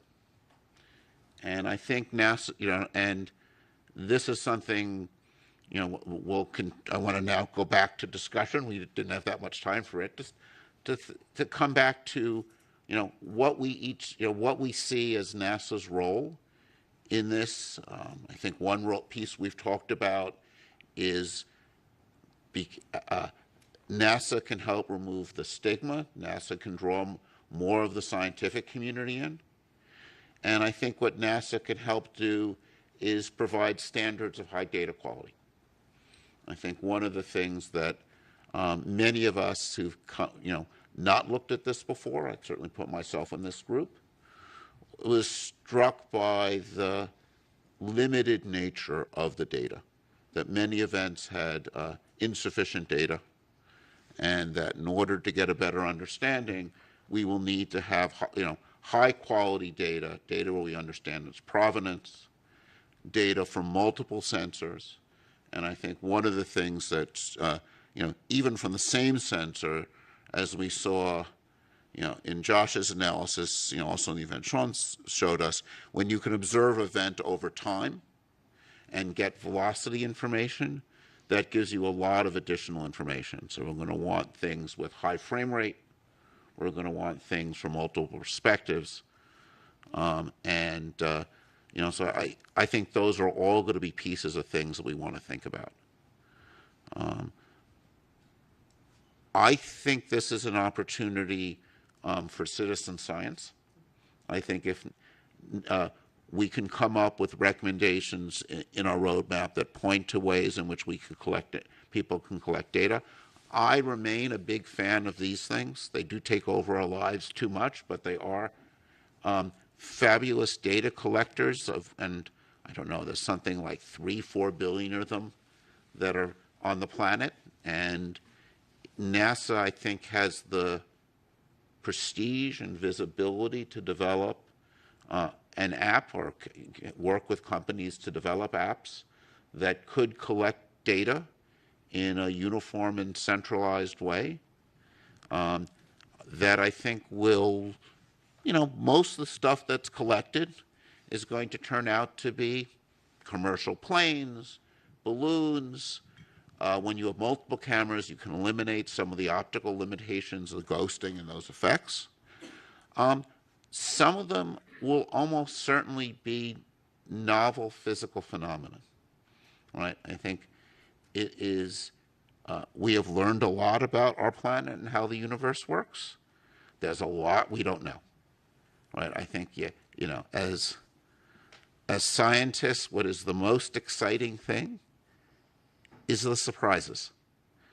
And I think that there are things that continue to surprise us about our own planet. There's phenomena in our atmosphere and the ionosphere that we probably haven't seen yet, or perhaps we've seen and not noticed yet, right? And there's, I think, a long history in science when you look back and you realize that this discovery had a pre-discovery. So people had seen something before and were missing it. And those pre-discoveries were not of note, often because we had biases against seeing it, but often because there was limitations in data quality. And, one of the things I was taught is when you have a question you don't know how to answer, you start by getting better data. And, we're coming, I get to do the summary, and as the chair, I get to, summarize a conclusion. And we need better data, would be my takeaway. And we need more uniform data. And since I'm so proud of my haystack, we need to be able to understand what's in the haystack. And it's a lot more complicated than a haystack in a sense, right? It's got commercial planes, it's got, drones, and, I think the number of drones out there is large and growing and will be a continual source of confusion. We were charged to think about air safety. Understanding and characterizing and seeing what's going on with drones is also, I think, going to be an important air safety issue. So we'll need to, to understand the unknown, or to start to study the unknown. Another important piece is always going to be characterizing the known really well.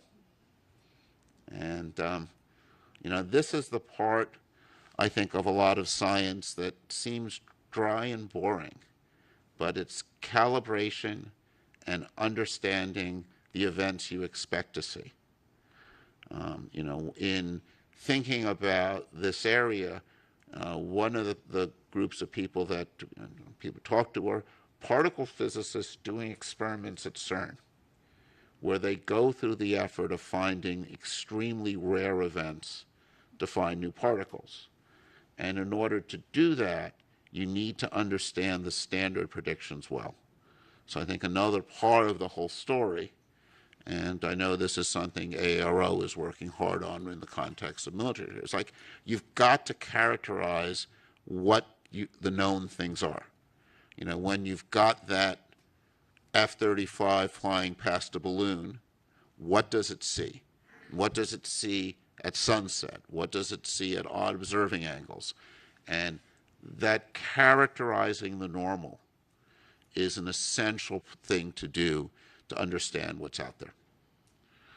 So let me conclude the session by thanking the panelists. It's been a pleasure learning from you. Thanking our Sean and our other invited speakers and that we've had for some of our data collection sessions. We've learned a tremendous amount from you. And also thank the public for their engagement. I think we were all impressed by the number and level and sophistication of the questions people sent in. We tried to address as many as them that we could in the session. As you heard, NASA, through science.nasa.gov, will provide, there'll be some additional answers provided. Encourage you to go there. Actually, as a non-NASA employee, I'll put in a little ad for science.nasa.gov. NASA does amazing things, and we're learning amazing things about the universe and our planet, and just encourage you to go there and continue to learn and continue to explore. So thank you all.